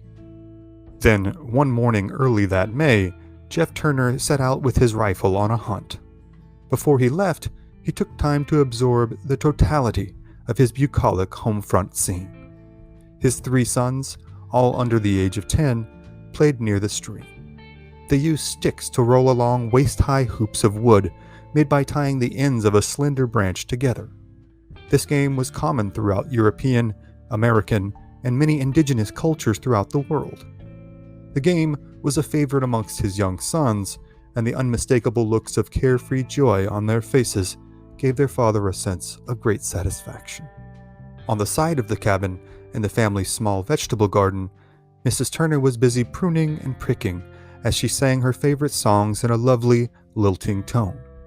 She cheerily bid her husband farewell, seemingly without breaking meter in the song that she was singing. Jeff Turner's heart was full as he ventured down the small creek and around a bend, finding himself in the middle of a timbered thicket before going much more than a mile. The day would be warm, Turner had thought, but even if there were no game about, it would be nice to take a walk and explore parts of this scenic track in more depth than he had yet done. In the silence of the early morning, the rippling of the small stream seemed to grow to a din. Then, suddenly, the tranquility of the rolling water was broken by the percussive retort of what sounded like a dozen or more rifles. And, all at once, Jeff Turner found himself awash in pure, cold terror. Visions of the worst possibilities flashed through his mind as he took off in a dead run towards his homestead. Then, seconds later, he heard the screams. They were a mix of the triumphant war cries interspersed with the shrieks of his beloved family. Before Turner reached the bend around which lay the cabin, the sound became that of only war cries. Finally coming into view of the house, Turner was met with a scene of utter devastation. He approached from the front, with the attack having come from the rear of the house. Coming through the door, he saw the bodies of his beloved wife and his youngest son. They appeared pale with the great loss of blood, the young child clasped desperately in his mother's arms, as she had apparently done all within her power to protect him. Near the back door lay the bodies of his 2 older sons, who despite their youth had apparently also fought to the last while wounded and bleeding profusely. Both were covered in blood and freshly scalped. Just as Turner had taken in this horrific sight, the Comanche came back, dismounting and walking idly towards the cabin, presumably unaware of Turner's return. Blind with rage and grief, and not fearing for his own life with the loss of all he had held dear, Turner instantaneously sprung from the door, placing a lead ball from his already loaded hunting rifle into the heart of one of the approaching Comanche, killing him instantly. Then, drawing his large hunting knife from his belt, Turner, in his own words, rushed upon the balance like a tiger. Still shocked that the cabin was no longer empty and at the sudden death of their cohort, the Comanche were in a momentary disarray. This afforded Turner enough time to inflict mortal wounds on several of them as they attempted to flee back to their mounts. The ensuing few minutes, by Turner's later account, were a blur. Like a rabid animal, he slashed and cut at any moving body he could until being felled by a volley of shots from Comanche rifles. He lay on the ground, yards away from his dearly departed family, his own blood draining into the dirt. The warriors, at this point unsure if there would be any more unexpectedly returning Texians, decided to take their bounty of foodstuffs and flesh and disappear into the rolling hills and elm tree thickets. Turner lay on the floor of his cabin, unconscious from the loss of blood, coming into consciousness only for brief, presumably traumatic bouts. At some point during that afternoon, a neighbor passing by the Turner farm noticed it was uncharacteristically quiet for a family of 3 young boys and industrious, fastidious parents. Seeing fit to further investigate, the kindly neighbor was met with the same macabre scene that had greeted Jeff Turner only hours before, only now with several additionally grievously mutilated bodies. According to the neighbor's later account, Turner was found lying across the body of one of his Comanche attackers, with his hands around the warrior's throat and the other hand stiffly grasping the knife that he had driven between the warrior's ribs, all the way to the hilt. Nearby lay 3 more warriors, all with horrific wounds inflicted by the knife now buried in their comrade. Amidst what must have been not only a psychologically traumatizing situation, but a viscerally revolting one, the neighbor saw the faintest signs of life in Turner and, through much effort on his own part, managed to pull Turner out of the cabin, drape him across his horse, and get the nearly dead man back to his own homestead. Here, he tended to Turner's wounds with the help of his own family and other neighbors. Upon initial examination, most among them thought it to be but a matter of time. Jeff Turner did not succumb to his wounds. For weeks, he was plagued by fever dreams and great pains throughout the whole of his beleaguered body. With time and great care, though, the staunch but pitiable frontiersman made his way back to physical health. But the man's mind had been forever scarred. He found the memories too much to bear, an interaction with anyone not privy to his grief far too exhaustive an endeavor to participate in for long. Instead, he had taken to living alone in the wilds of central Texas. He abandoned all notions of family and farming and set his sights on his life's new, sole purpose: revenge. For years, Turner spent every waking moment tracking parties of Comanche deep into their own territories. Turner would initiate a one-man campaign of terror and violence that would hound the Comanche and garner him renown amongst settlers of the area. Still, even amongst the settlers grateful for his undertakings, there was a pervasive underlying attitude of both pity for and fear of the clearly traumatized and now openly homicidal lone frontiersman. Though his exploits had continued to build his formidable and frightening reputation, Turner remained a deeply troubled man. Every night since he had regained some measure of cogency, he had spent pondering the same question he pondered now, several years later, at his camp on the Chicolete Creek. Was it better to fall asleep or to be kept awake by the memories? He still had no answer. The next day, Turner makes his way towards a nearby settlement in hopes of garnering himself some supplies. He dreads the trip, not only for the distance, but for the interactions it will undoubtedly require. However, on this day, the settlement is abuzz. A group of Texas Rangers, the still young but already notorious law enforcement/military group, have just walked into town. They walked because that morning all of their horses had been stolen by raiding Comanche. These Rangers have come into town footbound, angry, and, of course, slightly embarrassed. They are set on procuring themselves new horses and then promptly heading out to exact their revenge on the offending Comanche.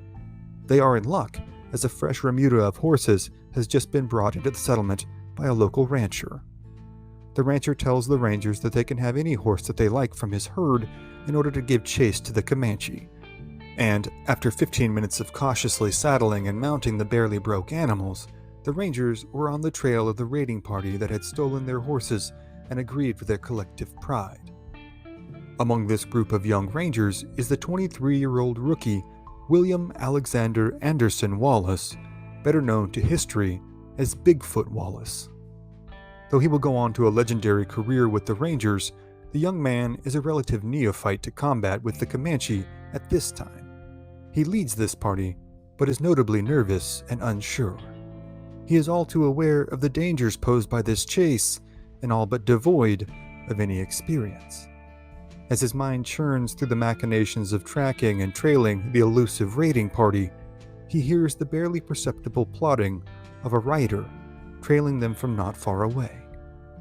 Momentarily, all of the young rangers brace for an attack. Then, seemingly simultaneously, they all holster their weapons and exchange unsure glances as the figure of Jeff Turner approaches, mounted on his raw-boned and ill-tempered horse. Though all are inexperienced in combat with the Comanche, these young men have all led combative, adventurous lives in which they had seen many of the more colorful characters the frontier had to offer. But none of them have seen anything quite like Jeff Turner. Bigfoot Wallace gives his personal account in this excerpt from The Adventures of Bigfoot Wallace by John C. Duvall, linked to purchase in the description. The account is as follows. I saw a man riding up rapidly on our trail. When he got to where I was, he reined in his horse, evidently intending to wait for me, and I had a chance of observing as curious a specimen as I ever saw before in any country.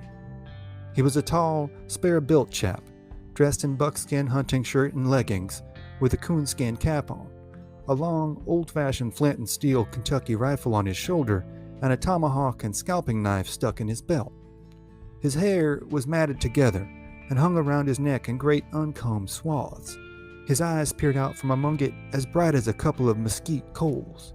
I have seen all sorts of eyes, of panthers, wolves, catamounts, leopards, and Mexican lions, but I never saw eyes that glittered and flashed and advanced about like those in that man's head. Bigfoot Wallace asks Turner if he is a stranger in these parts. Turner informs him tersely that he is not only not a stranger, but that he knows every watering hole between their present location and the Rio Grande. Wallace asks the man if he is not afraid to travel alone in such dangerous territory, over such a wide expanse of country. Quoting again from Wallace's personal account, he grinned sort of a sickly smile, and his fingers clutched the handle of his tomahawk, and his eyes danced a perfect jig in his head. No, he answered, the Indians are more afraid of me than I am of them. If they knew I was waylaying a particular trail, they would go 40 miles out of their way to give me a wide berth. But the trouble is, they never know where to find me.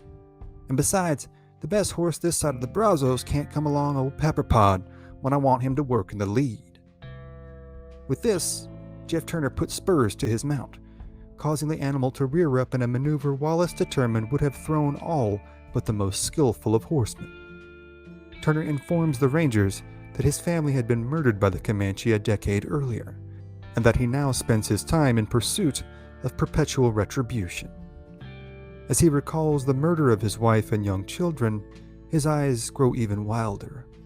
His hands begin to shake, and his manner becomes agitated to that of a man on the proverbial edge. He tells the Rangers that he has 46 Comanche scalps hanging from the walls of his lodge on Chicolete Creek, and that he intends to add far more. To what must have been a mixed reaction of reluctance and relief, Turner offers his services to the novice Rangers in tracking and killing the Comanche raiding party. Though many of the Rangers are unnerved by the man's mannerisms, they agree that his skill set and experience could provide quite helpful, even vital, assistance in their task at hand.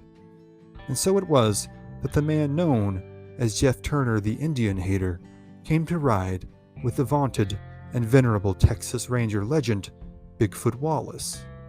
The party would immediately head west, with Turner's tracking skills proving invaluable in the succeeding few days. After much hard riding, they would eventually come upon the camp of raiding Comanche.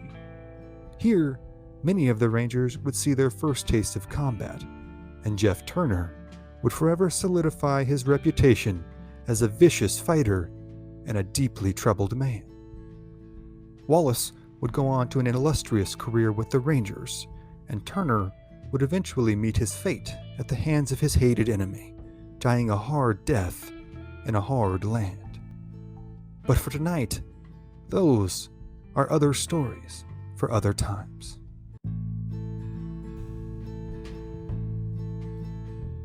May 1810. At their campsite on the shores of the Jefferson River, In what is today the state of Montana, a group of fur trappers readied themselves for their day's work of setting and checking traps. These men were among the first to venture into this territory, whose unrivaled beauty and bounty were constantly juxtaposed with the very real and very mortal threat of hostile tribes. They had come to this place so far away from their homes and families, which were, for many of them, hundreds or even thousands of miles away.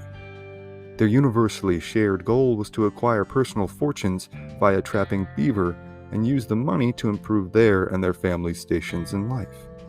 However, this is where a large part of the uniformity of the mountain man's experience ends. Trade, marriages, children, and cultural mixing resulted in a complex milieu of intercultural and intertribal relationships. Pragmatism was the order of the day, and economics the driving factor.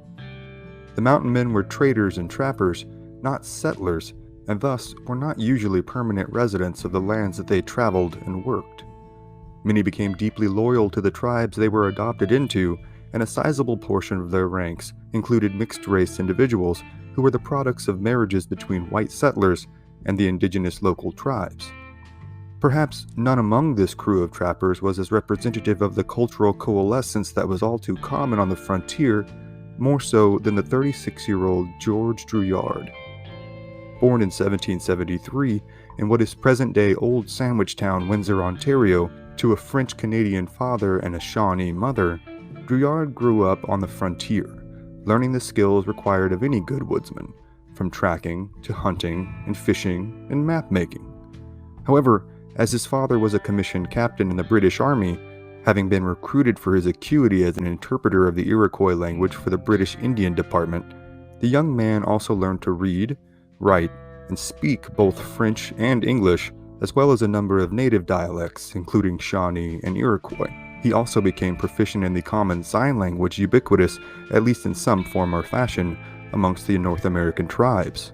In 1803, he was recruited by Meriwether Lewis for what would become the legendary Voyage of Discovery in 1804, in which the exploratory party of Lewis and Clark made the first incursion into the high plains, the Rockies, and ultimately the Pacific coast and back.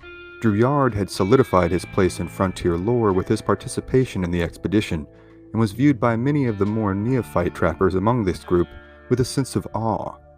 He claimed that, being as he was half native, he was as at home in the wilderness as any native in the territory, and thus, in fact, quite safe to roam about freely. However, even the rawest of the rookie trappers among them assumed Druillard meant this, at least in part, as a tongue-in-cheek claim. For all among them were still painfully, palpably aware that they were still intruders in foreign lands. Their mere presence in tribal lands, uninvited and without permission, meant that they were subject to all the dangers that might entail, including a violent death at the hands of tribes like the Cheyenne, the Arikara, the Comanche, and most prevalent and prominent in this area, the Blackfoot. The Blackfoot had long held martial sway over their northern plains brethren, being a warrior society whose existence hinged on the possession of the best available hunting grounds. They had proven nearly universally combative to all trespassers thus far, and there was no reason to think that they had changed tact. However, these dangers had been assumed by all in the party before they had headed out on the frontier in the first place. All present that brisk morning as the men gnawed down quick, cold breakfasts of jerky and pemmican, had decided that the risks of life as a trapper were still worth the potential rewards. They were all here to make money, and that was not often a proposition that could be accomplished without substantial risk. But, as with all prudent businessmen, assumed risk did not mean foolhardiness. Every morning in camp began with the men checking the proposed territory for the day with the officer in charge, then checking out the necessary gear from the quartermaster, all of which had to be meticulously recorded to be later scoured over by the accountants from their fur company financiers. Then, usually before dawn, the men would depart camps in groups of 4. Each group would work their way up and down tributaries of whatever major river they were on, with 2 of them setting traps and keeping a watch out for attacks and hostile tribes. In general, this system provided enough security to keep the vast majority of the trappers alive. However, it did not often make them wealthy. This approach meant that the profit from every pelt collected by the group would have to be split 4 ways, in addition to the fur trading companies taking their piece of the proverbial pie. And so, while the physical security was most assuredly greatly appreciated, many found the practice financially stultifying and more than a little frustrating. Among these was George Druillard.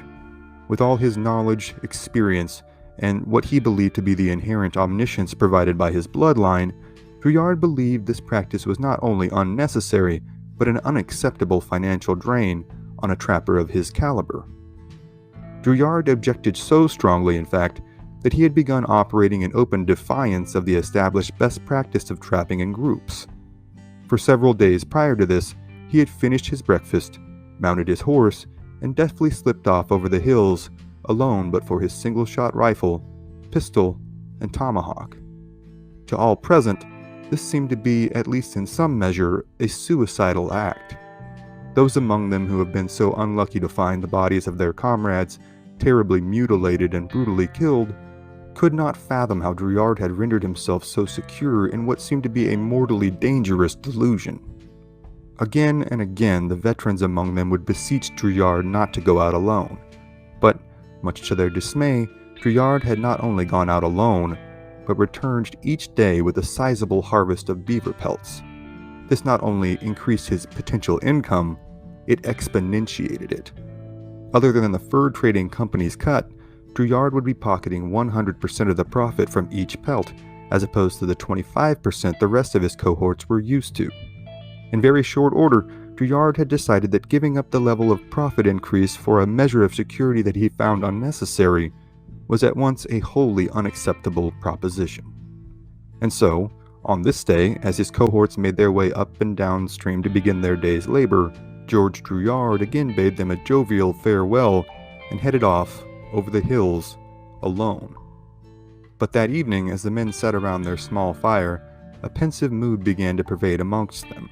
As each 4-man group made their way back into camp, word went around that something was wrong. No one had seen George Druillard all day.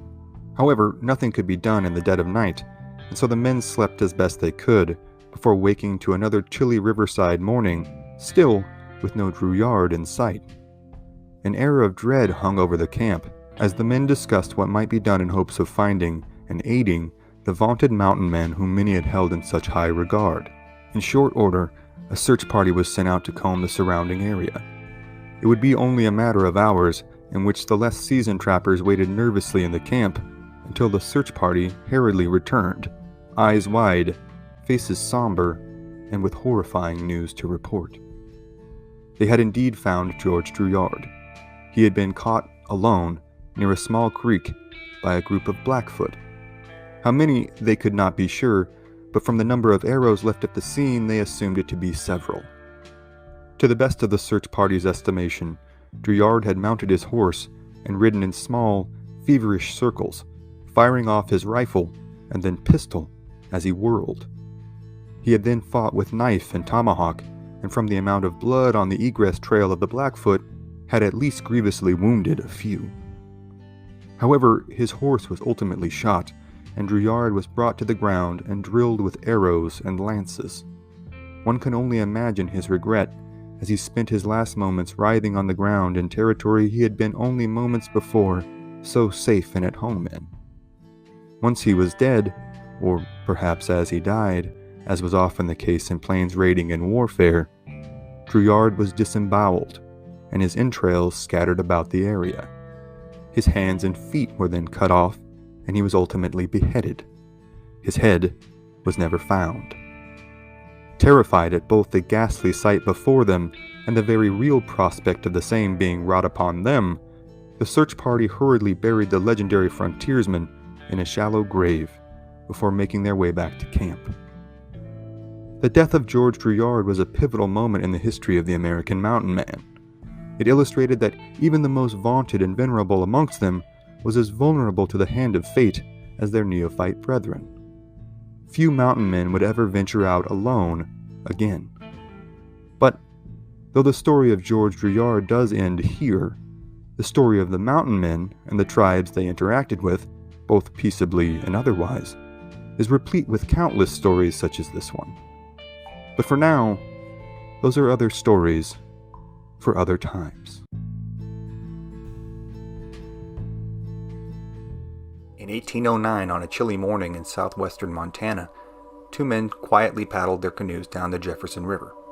Their names were John Potts and John Colter. Both had been members of the famed Lewis and Clark expedition and were some of the only non-natives on the continent familiar with this area. Their canoes were laden with beaver pelts, the reason for the joint business venture the two had launched the year before. The previous year, both men had come under attack while leading a contingent of natives from the Flathead and Creek tribes on a trapping expedition through the territory of their mortal enemies, the feared and venerable Blackfoot. Colter, as a matter of fact, had suffered a leg wound in the attack, though it was not serious.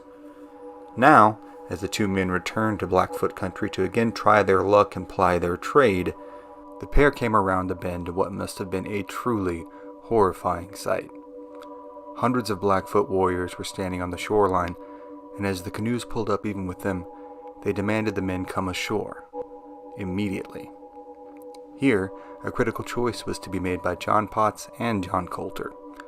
Colter decided to take his chances and comply, believing the Blackfoot wanted only to rob them of their pelts and supplies, a major inconvenience, but not necessarily a mortal one. Potts, meanwhile, decided he would not be making the trip ashore. He stayed put as Colter paddled in. As soon as Colter's canoe grounded on the bank of the river, he was pulled out, disarmed, stripped naked, and the bounty of his canoe was seized. Potts was again commanded to come ashore, but again steadfastly refused. As he refused, a Blackfoot stepped forward and shot him with a musket, putting a ball into Potts's hip. Potts took cover, ducking down low in his canoe, took aim, and fired back, killing the brave who had shot him. Potts's canoe and body were then riddled with bullets and arrows from the hundreds of Blackfoot present, and his life was shortly snuffed out there on the cold river, thousands of miles from his home. Potts's corpse and his canoe were then brought to shore, and as his goods were divvied up among the warriors, his body was hacked to pieces. His hands were cut off, his intestines were pulled out, his liver was pulled out, his testicles were cut off, and as each of these body parts were severed from their owner, the gore was rubbed in the naked and horrified John Colter's face. Covered in the blood and entrails of his longtime friend and business partner, Colter was sure he would be executed next. But a short meeting was held among the elder warriors present, and when they broke, Colter was asked whether he was a good runner. Colter, a tall, lean, and powerfully built man, was renowned for his endurance and strength. But, guessing the game that might be afoot, he replied that he was in fact a very poor runner. A Blackfoot chief walked Colter away from the group, pointed towards the open territory heading away from the river, and said, "Go." Colter took off at top speed, hoping to get as much of a head start as possible. Soon, a large pack, different accounts set them from around a dozen to several dozen, began to chase after him, bows and spears in hand. After several miles of running at max effort through river-strewn, mountain-edged, and timber-spotted prairie, Colter's nose began to bleed from the strain, and his entire torso became caked in both his blood and the dried and now likely quite pungent remains of John Potts. But his efforts had managed to put a large divide between him and nearly all of his pursuers. One warrior, though, had managed to hang in with Colter through his entire flight so far, and was now closing ground at a deadly pace.